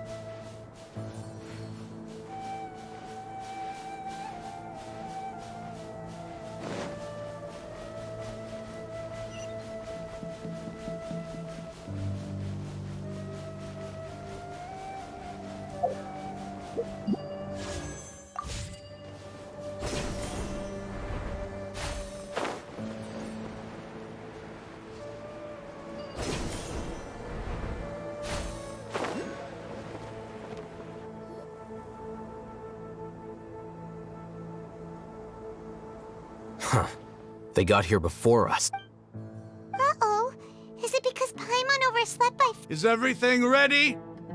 Absolutely. You brought fewer people than I imagined. Bring him over. Grandpa! Why is there only one of them? Rahman, I've always thought of you as a man of his word. What's this about? It's a one-for-one exchange. Sounds fair, don't you think? And let me put it this way. Agreeing to any kind of deal with the Dendro Archon's people is already a huge compromise on my part. Don't you think you've asked enough?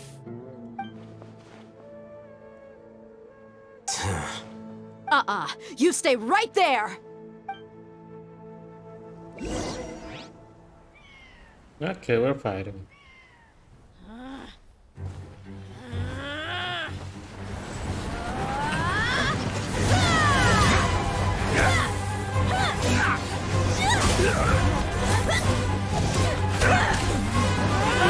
Playmate! What do you think you're doing? Grandpa! Don't you see this blade here? You coward! Why are your hands shaking? Wait a second! It's a earthquake! Grandpa!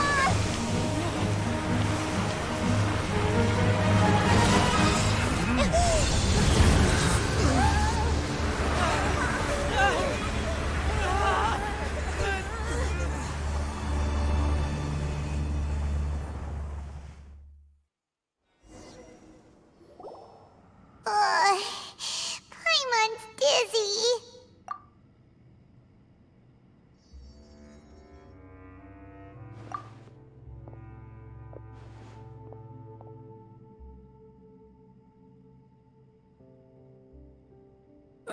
This day's going just great.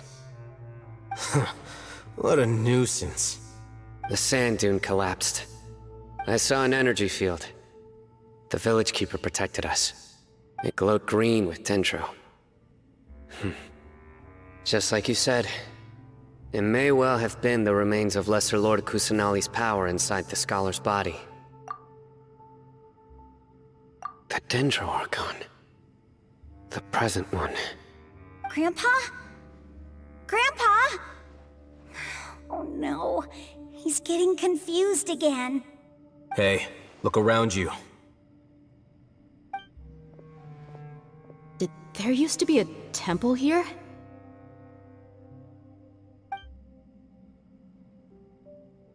It seems that when the sand dune collapsed, it exposed these underground structures. The symbols on the gate belong to the Scarlet King's civilization. This structure must be ancient. Over time, the sandstorms completely buried it, and left it in the state we see now. It could have been an underground palace in the distant past. Oh, a miracle. Praise the Scarlet King! What's he doing here? And his men too? They must have fallen down here with us. Pretty lucky if you ask me. Most of them seem in really bad shape, except for him. He got off lightly. Mind your head. No, this isn't the time for conflict. Our exalted lord has shown us the way to his sacred palace. He's not actually gonna go in there, is he?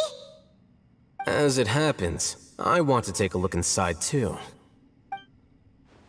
What are you doing?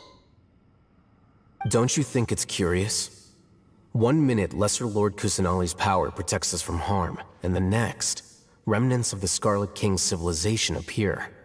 2 major deities are vying to showcase their power to us. It would be a shame not to witness them both. Paimon thought you weren't interested in gods.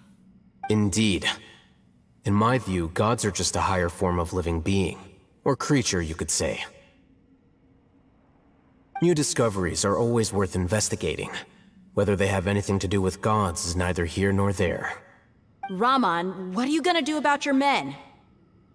I'll just let them lay here. The Scarlet King will take care of his people. Right now, I'm going inside.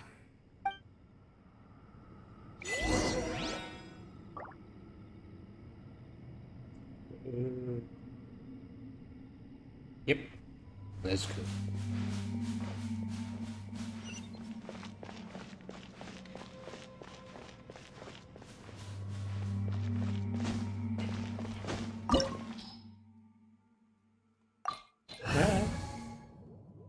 Alright. Let's hope it give us something good.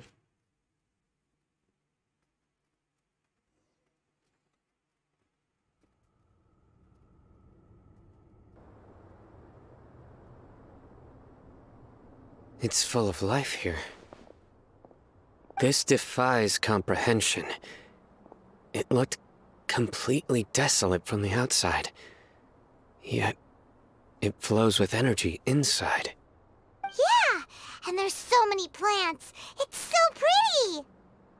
Sir Raman. Huh? Me? Do you see another Raman here? Are you mocking me? What do you mean, sir? Interpret it however you want, but there's something I'd like to draw your attention to.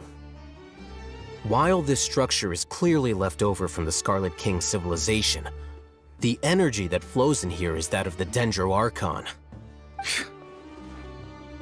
Whatever you say. It's not like I have a vision. There's nothing to be angry about. Think of this as an academic journey. It does seem kinda strange. If that's true, then we might have to explore this whole area to find an explanation.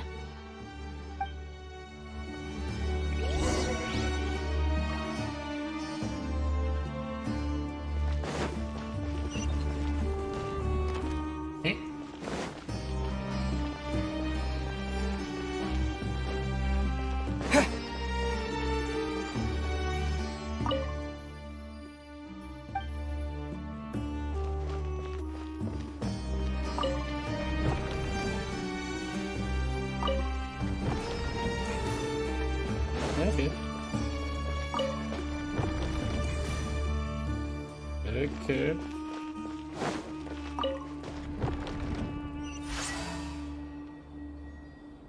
That was easy.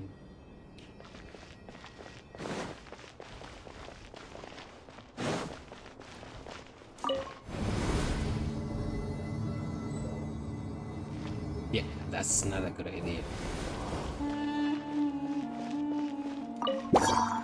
Spring forth!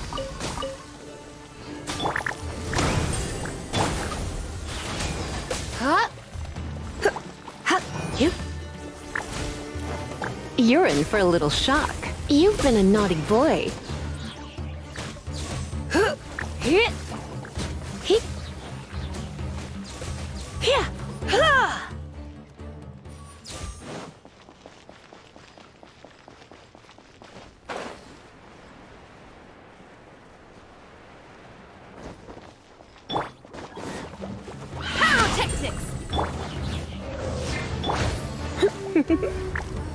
Blitz. Life goes on.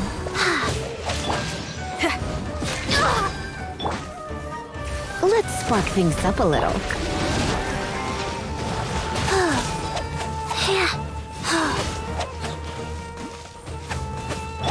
Propagate!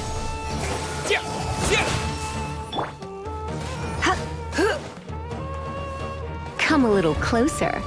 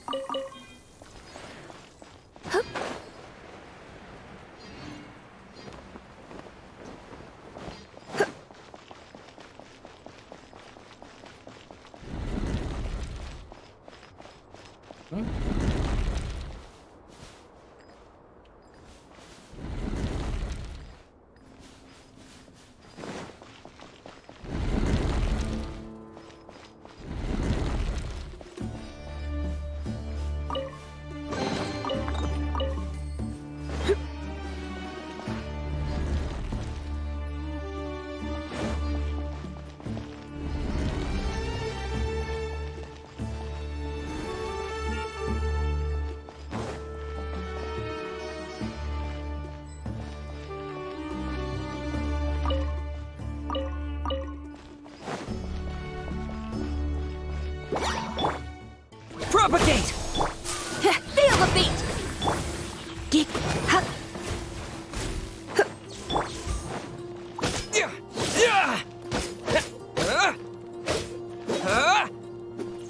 Scatter!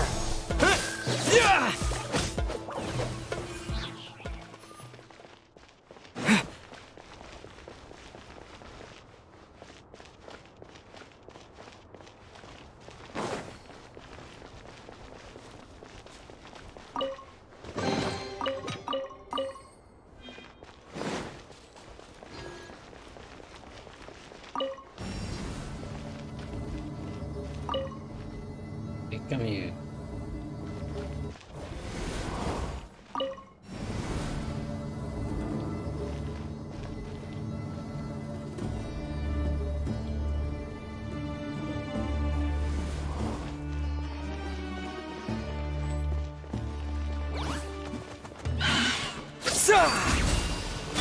Opening box of Adepti Tricks. Prize.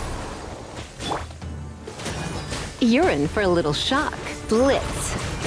Hup. Here.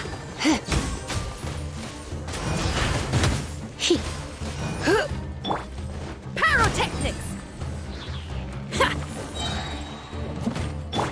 Yeah. Yeah. Yeah. Geek. Hup. Here.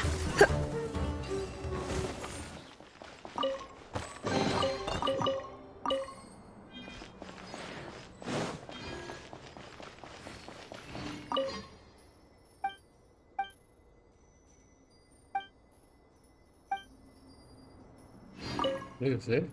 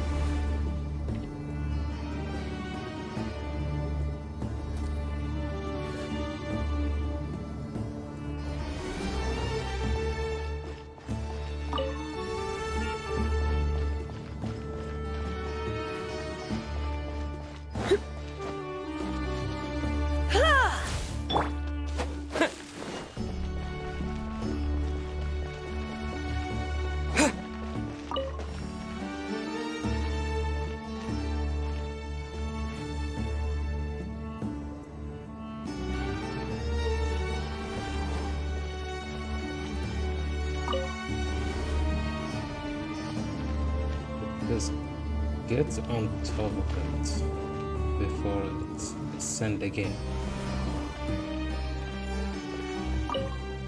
Chapter 6 days, I was able to hang myself across the elevator with the descent to the ground, get onto the bed before it start ascending again to reach the dome.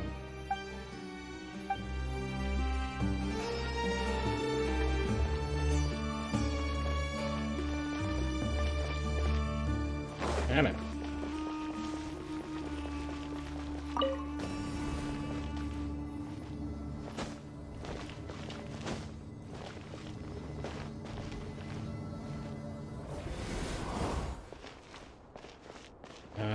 Okay. Hey. Kinda got the meaning of it. I send it down. And after again, I ask it to come up.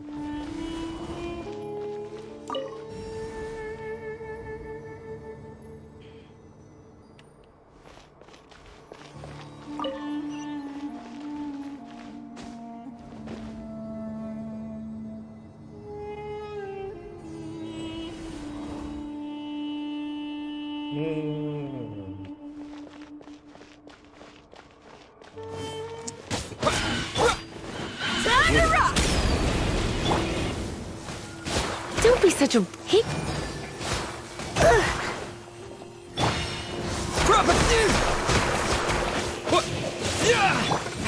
Power cord!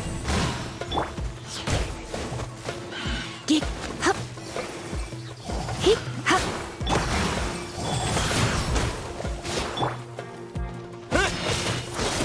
Scatter! Yeah.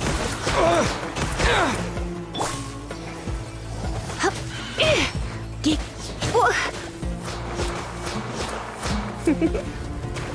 You've been a naughty boy. Don't be such a brute. Propagate! Germinate! Surrender and I'll be gentle. Go. Oh.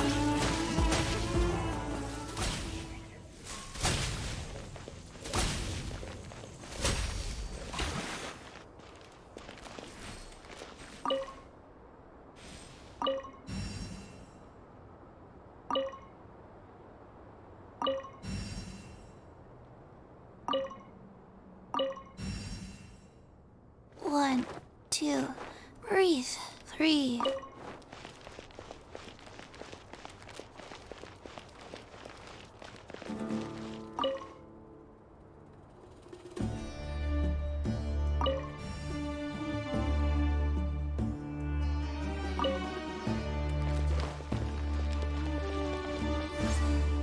Okay.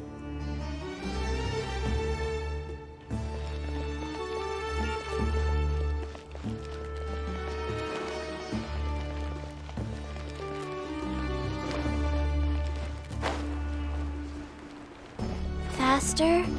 Okay, faster.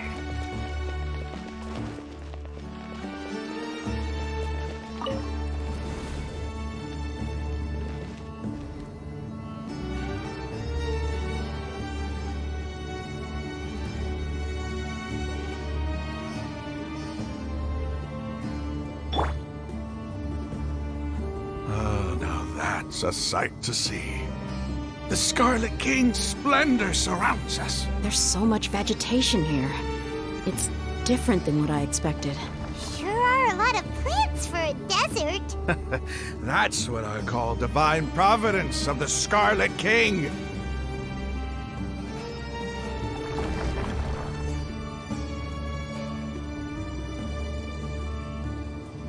Yeah.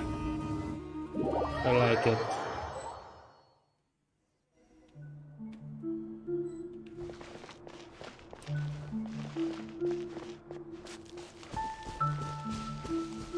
It's just we can run. It's getting brighter! Oh, it looks so beautiful!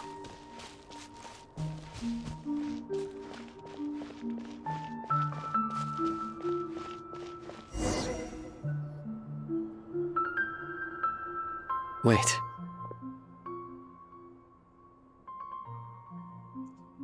Oh, my bad. What's that?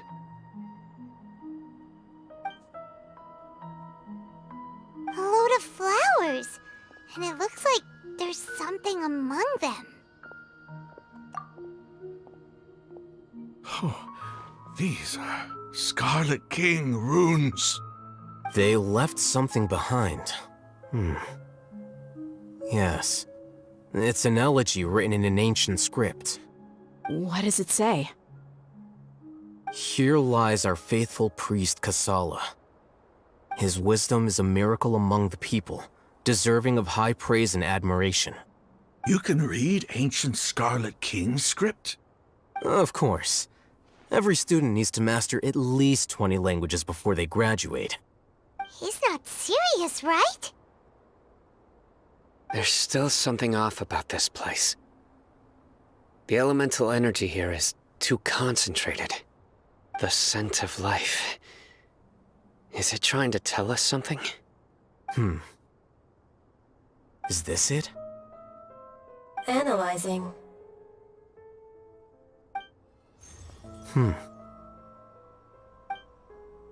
There seems to be a hidden message among these skeletal remains. Excellent. There's a device from the Scarlet King's civilization in this gravesite. I'll transmit the information over and project it for everyone to see. Isn't sharing knowledge against the Academia's rules? Yes. However, under the circumstances, I'd prefer you to see this for yourself. You'll understand after watching it.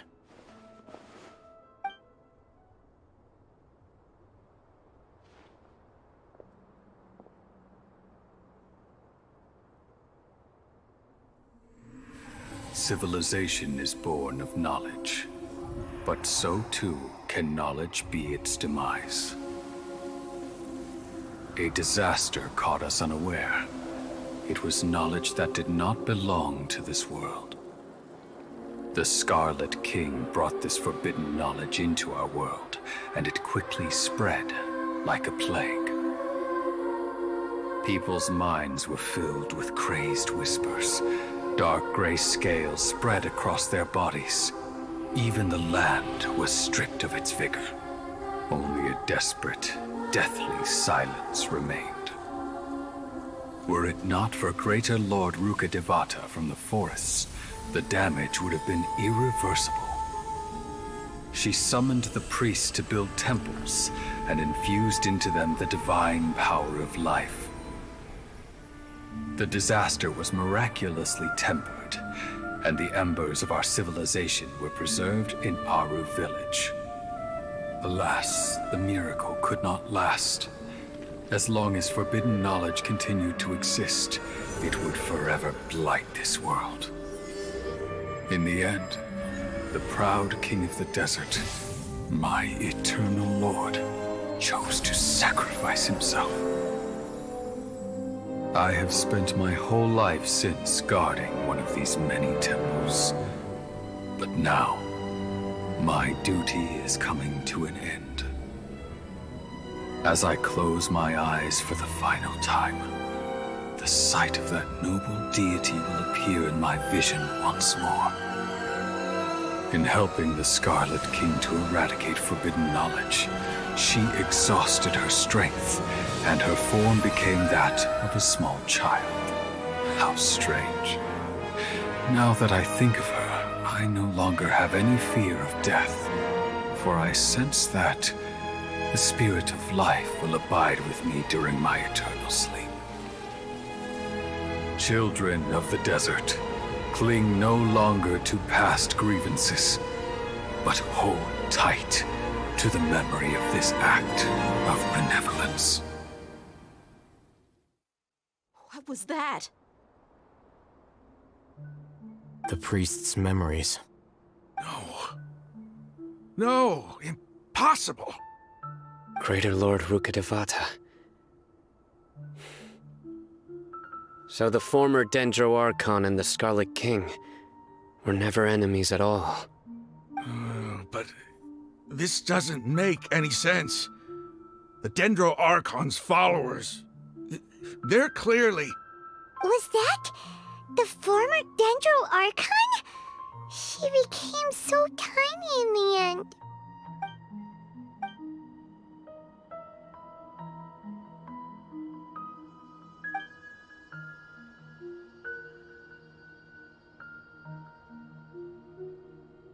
You might be distrustful of the Akasha, but there's no reason for you to doubt the Scarlet King's technology. You've just witnessed his priest's last words. I've never heard about any of this before. The surviving followers of the Scarlet King all gathered in Aru village.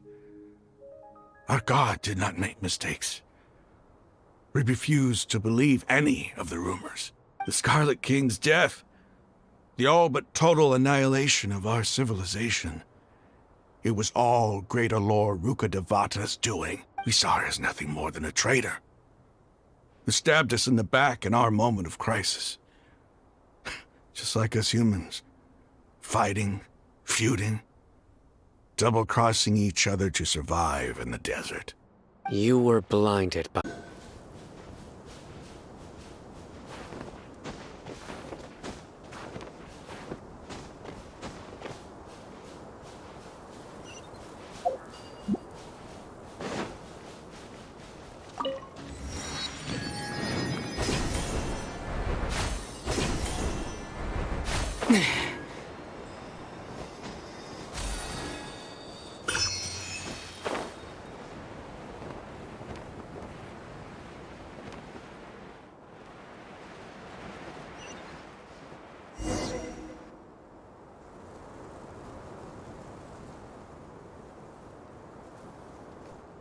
Raman, we're here.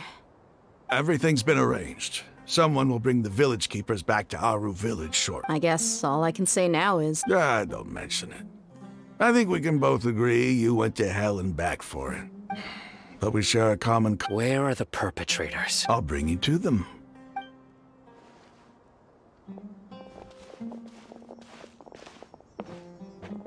So these are the people who kidnapped the village keepers. Oh no, it's the scribe! There's no need to yell. No one can help you now. We've been all over the desert trying to find you! That's right.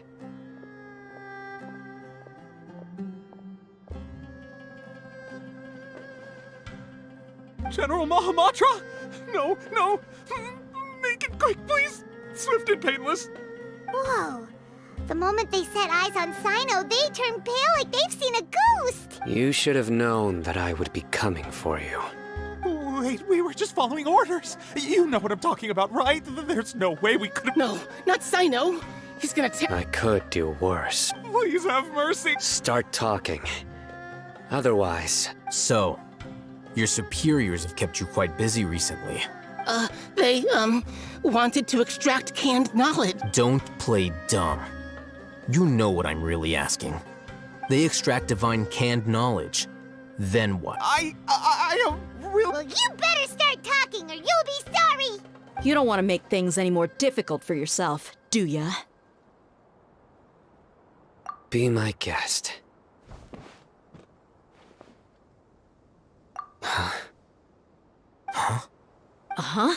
That sure didn't sound like a fancy metaphor or anything. You're serious, aren't you? How did you know? There's no use hiding it now. Yes, you're right. The Academia is working on an important and potentially world-changing project. They are creating a new god. A god that will belong to them and to the people of Sumeru. It may seem as if Sumeru's academics are thriving, but ever since the death of Greater Lord Rukkhadevata, scholarly breakthroughs have been few and far between. The withering of Irminsul has been getting worse recently. The sages have tried everything they could think of, but nothing's worked. I'm always hearing them say things like, if only Greater Lord Rukkhadevata was still with us. Continue. And then, someone from the Fatui showed up. They called him the Doctor. He brought a gnosis and said he wanted to borrow the Academia's research facilities. The Doctor was previously expelled from the Academia. At first, the sages looked down at him in disdain. But when he said those words, everyone's expression changed. He asked them, "Do you wish to create a god?" This is what the arrogant ignorance at the extreme end of academia looks like. First, the Academia spent a long time constructing a divine vessel, which was based on an exquisite humanoid puppet. After that, they harvested dreams via the Zeb-Zerus festival Samsara. maximizing the Akasha's output. With the doctor's help, and the Akasha now functioning at maximum efficiency, they were able to use it to extract the power from the Gnosis and convert it into a divine core. Next, they decided that their new god needed to possess divine wisdom. For that to happen, they needed a huge quantity of divine canned knowledge. It adds up. But how do you determine whether the knowledge extracted is of divine origin? Call it an educated guess? The academia has been trying to figure out the exact source of the scholar's madness for centuries, but to no avail. Nobody can explain the cause of this phenomenon. Surely you can see what that implies, Scribe Alhaitham. If it's knowledge no mortal can comprehend, then it must be something only gods are able to decipher. In other words, it's the source of the God of Wisdom's omniscience and omnipotence.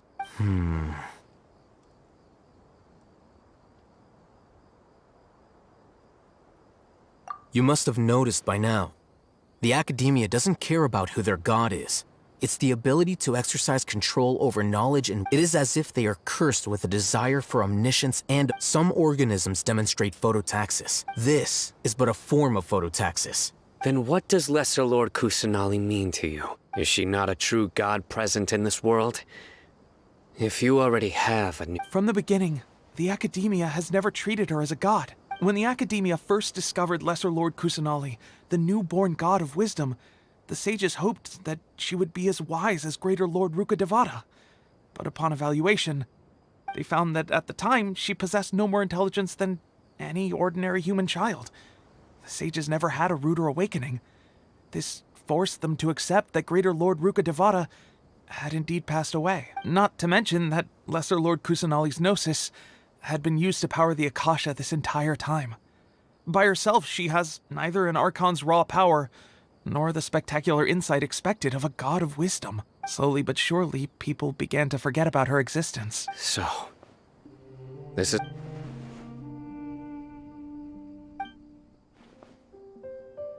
All right, let's try to keep our cool. If everyone's in a bad mood, then let's change up our scenery. Raman, give me a few men to help us escort the village keepers back to the village. And these two scholars, they're coming too.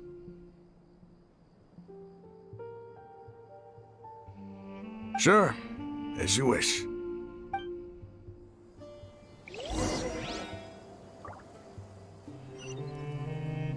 Come on, I saw...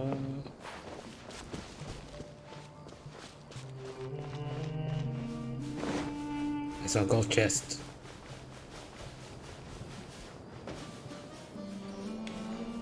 Gold chest!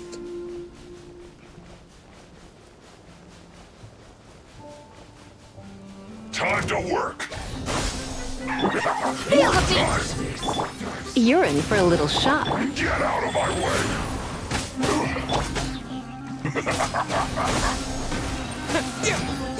No escape!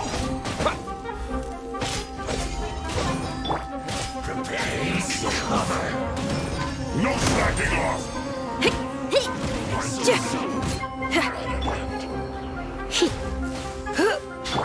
Scatter! So soon, that seemed to work. Rise. No escape! Power cord! This is trouble. Springboard!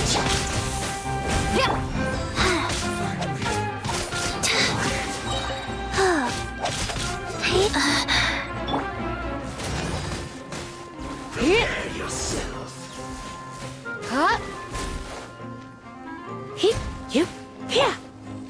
Life goes on. You can't run from death. Faster? Okay, faster. Orders given. Orders received. Pyrotechnics! Amp it up!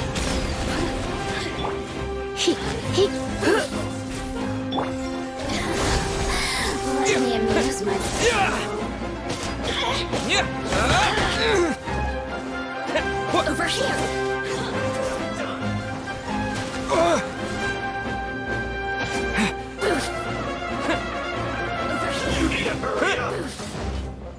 over here! You really know how to get me going. Look at me. Just once. Come on. This was well done. Get you. Huh? Roasted fries. Huh? You need to hurry up. Let's spark things up a little. Well done. Terminate!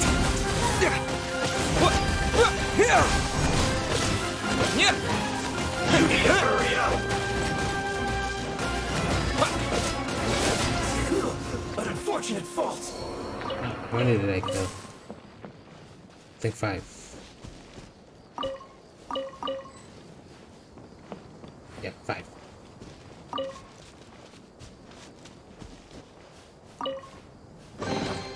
I'll keep this close. Oh. Those shitty box.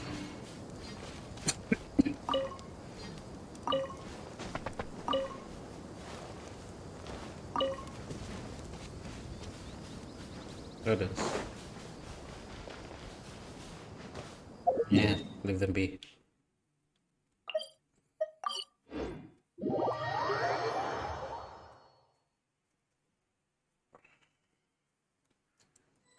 So, yeah, let's see what's going on.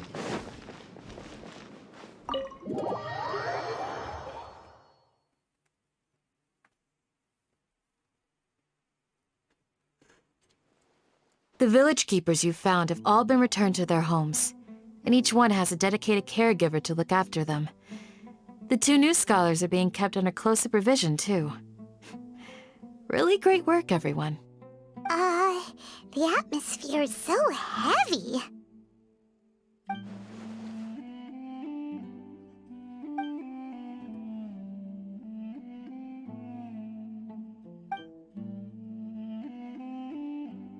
Hey!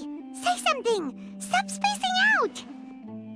Come on, is there nothing left to talk about? In that Or I can go fetch some snacks. Oh! Paimon's so Do you have any plans, traveler? Gods above, you're not talking about work, are you? So you were still withholding some information?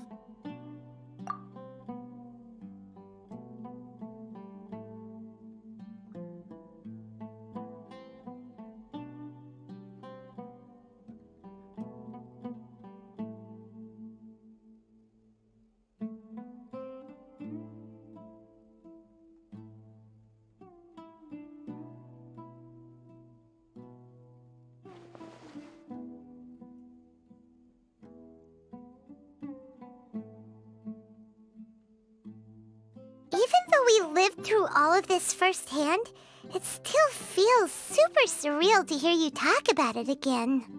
What a whirlwind of a story. I felt like I was holding my breath the whole time. It seems like there'll be more issues to face in the days ahead than I'd anticipated. Still, now's a good time to make our next move. Now that Ramon's joined us, we'll be an even stronger team. It's time to make a plan. Indeed. These events are a flagrant transgression of the rules in every sense. We cannot allow it to continue. So, everyone, are we on the same page? Crush the sages and rescue our god. That is our ultimate goal. Well, let's brainstorm a little more about what other resources we can draw on. The next time we gather here, we must have a solid plan. Yep, it'll work out for sure.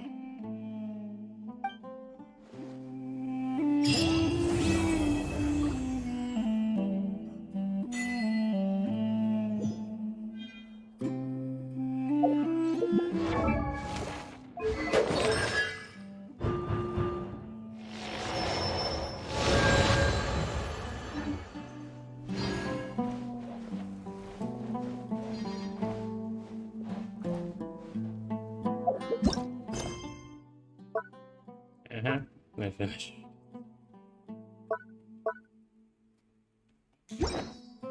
Alright. Shut up. Yep. So, do I jump for him now? Let's see.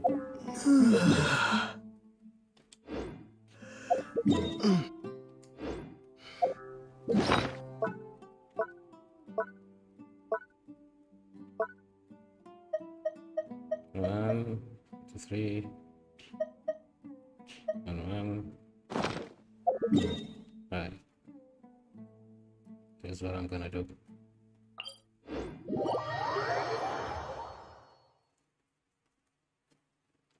Try to gather a few more museum.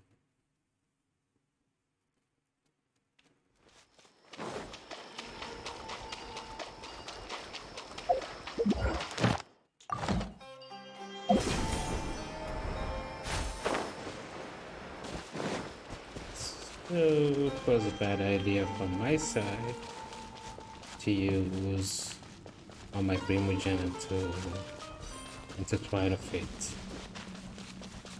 Because if I hadn't, I would have had to just do anything I want. But yeah, stupid is, stupid does.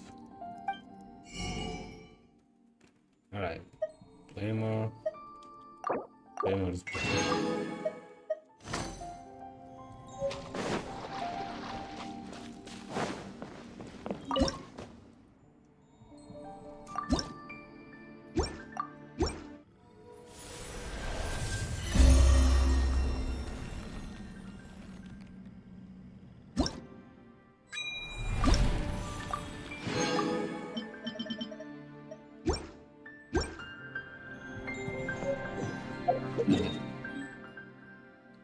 There is the SMALLSTREAMER.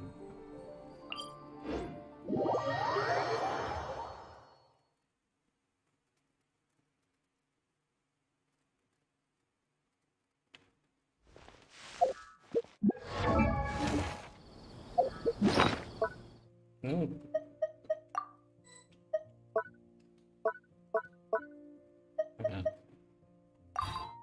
Item code on 1 day. I think it's 1 day and 7.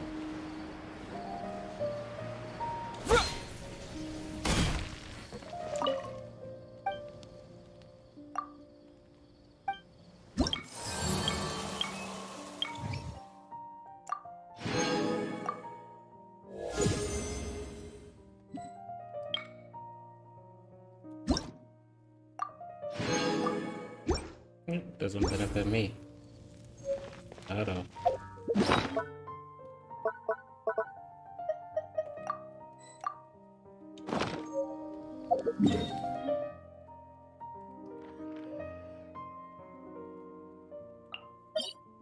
This one give me 40. This one I already done.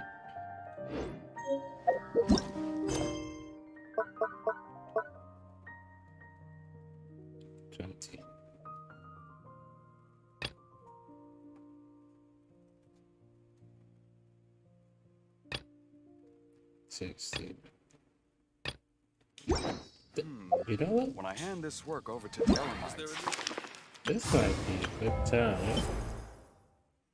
Yeah, since it will finish in 6 hours, might be a good time.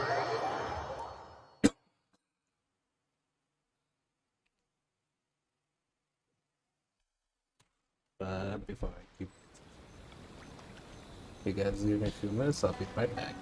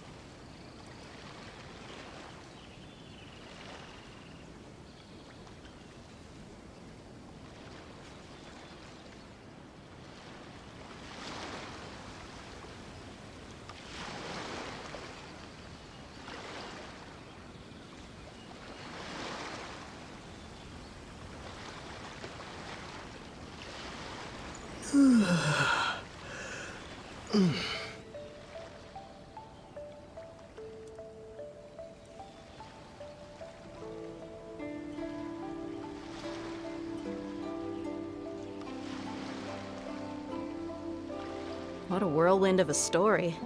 Felt like I was holding my breath the whole time. It seems like there will be more issues to face in the days ahead than I'd anticipated. Still, now's a good time to make our next move. Now that Ramon's joined us, we'll be an even stronger team. It's time to make a plan. Indeed. These events are a flagrant transgression of the rules in every sense. We cannot allow it to continue. So, everyone. Are we on the same page?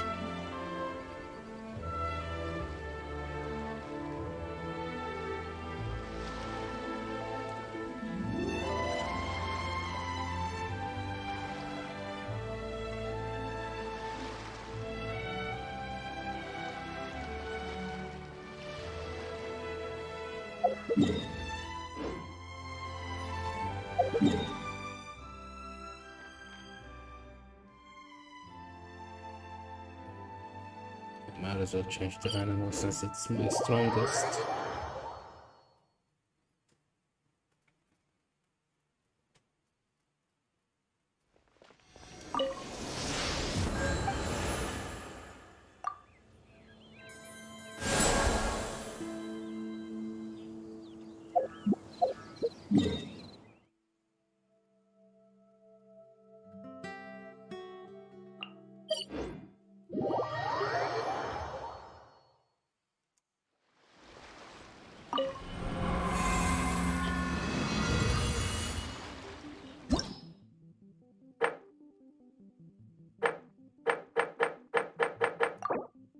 I got the 70 and there is 70.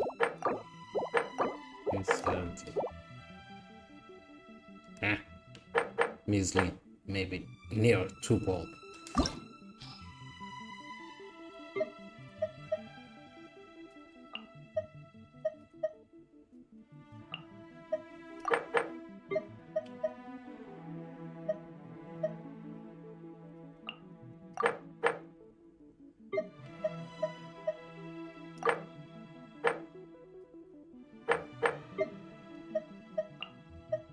Let's remove him, but this one. GGO, so let's remove her, and we'll put there. See what they do. And no. Perfect.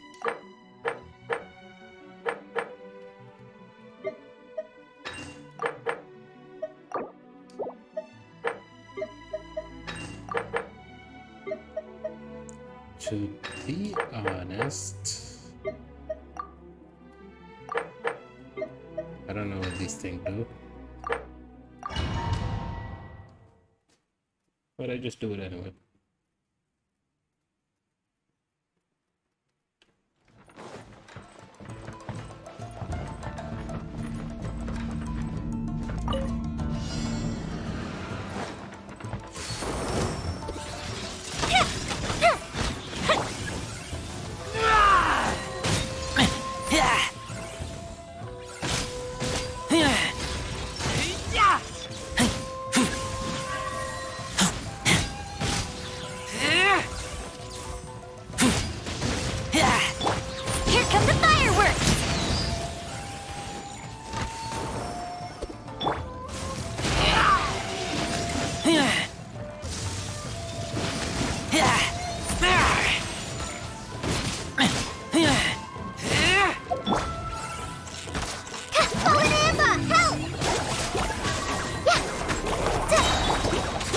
So sorry. Dodge this! Go!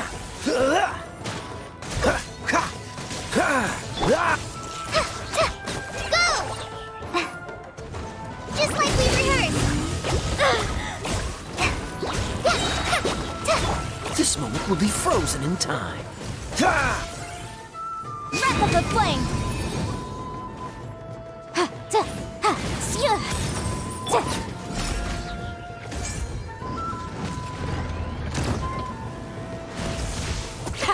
Too easy. Grant us your blessing.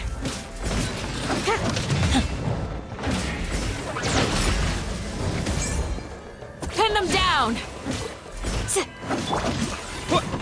With the wind! Windblade! Sacred name, Fortune Preserver.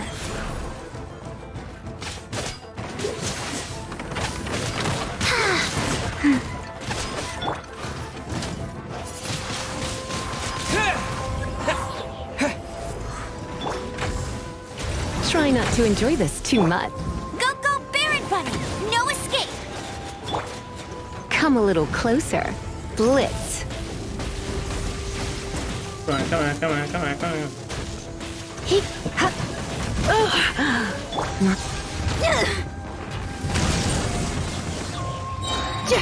Time to rock! Your sins weigh upon your soul. Guilty.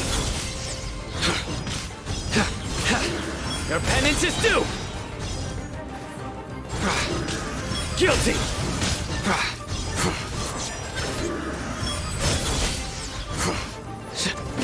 Through me, justice is served. Your penance is due. Firehead!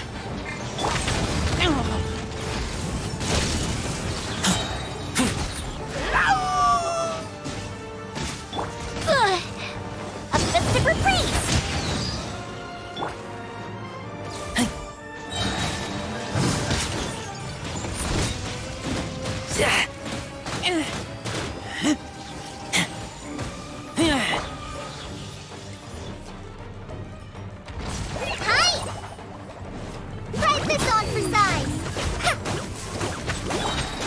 Frostbite. Freeze. What's the hurry? Motion to compel.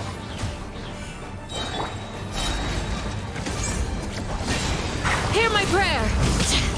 Just inadmissible evidence. Incinerate.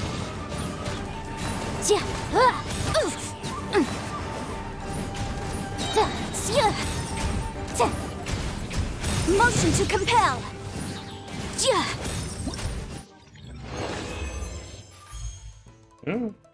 Nice.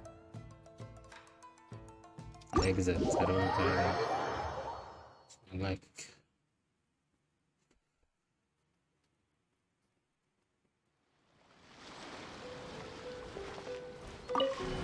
Next one.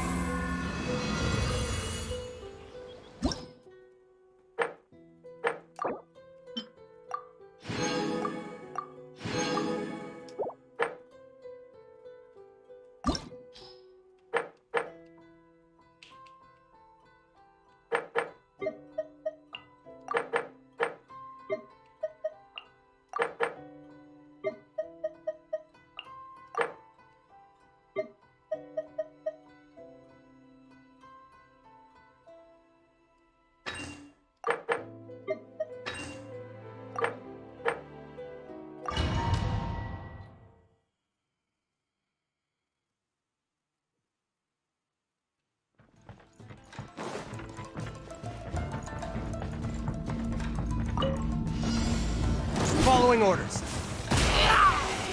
Get back!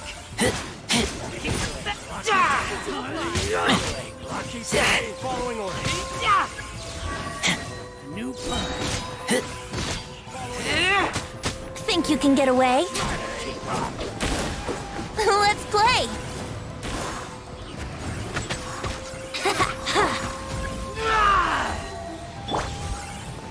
Forward Emma! Help!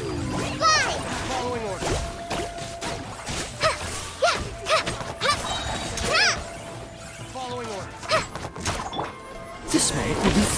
time. Cool it. Just like we rehearsed. Yeah. Flee! Grant us your blessing! I'll uproot thee! Can't stop!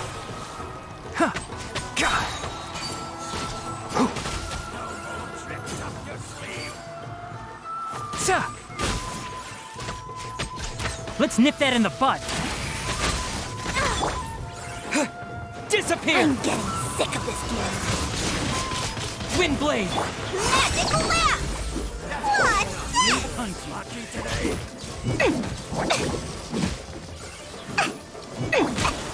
What's this? Go with the wind!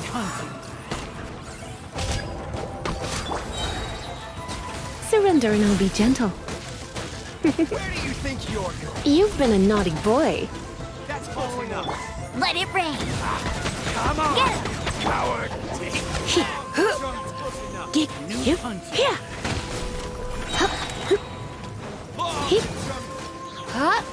New hunting. No escape. Try not to enjoy this. Shred till I'm dead. Where do you think you're going? Judgment is upon you.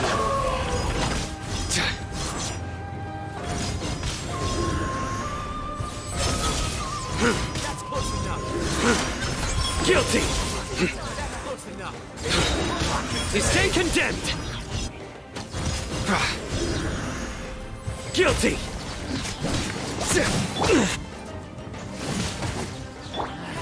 Time for takeoff. Yahoo!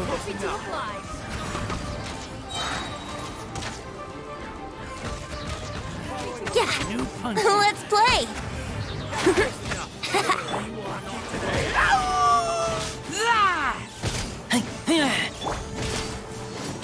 Hi! Dodge this. Don't get frostbite.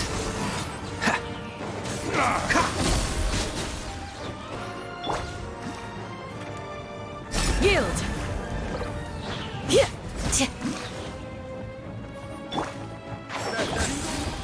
That's close enough. Another test. I'll uproot you! Keep up! Hear my prayer! Here! Too easy!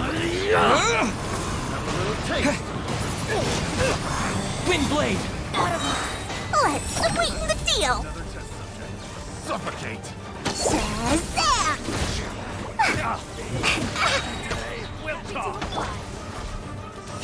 Come a little closer. Hey! Where are you?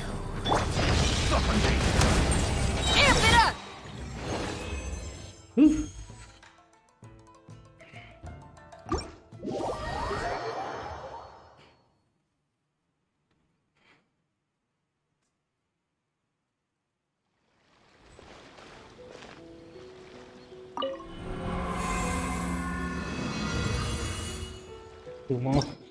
Ai.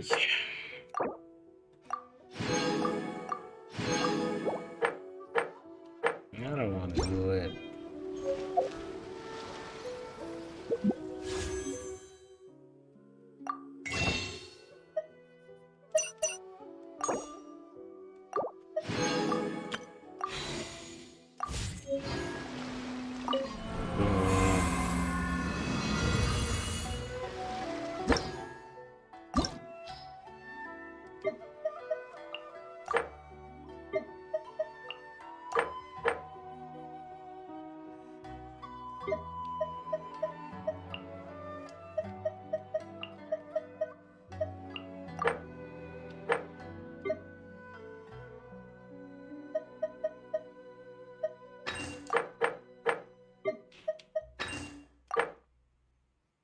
You should put an auto optimizer like that.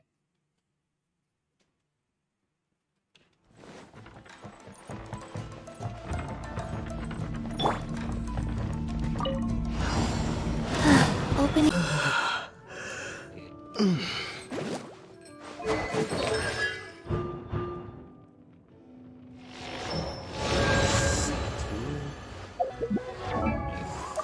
it's also C4.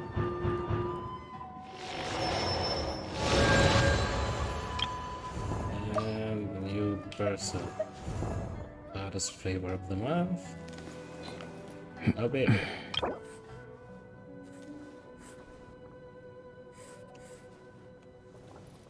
I can get him to 40. After 40 is another story.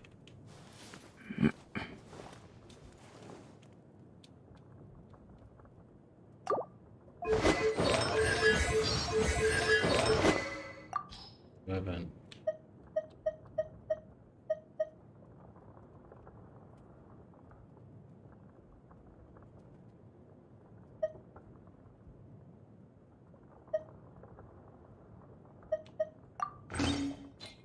Oh no.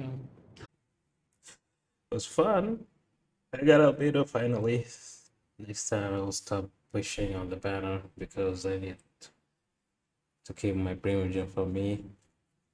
I'll start pushing on the standard banner, and from what I see from the live 3.2, I will not be wishing any new banner until I get the right instructions. So it will take time.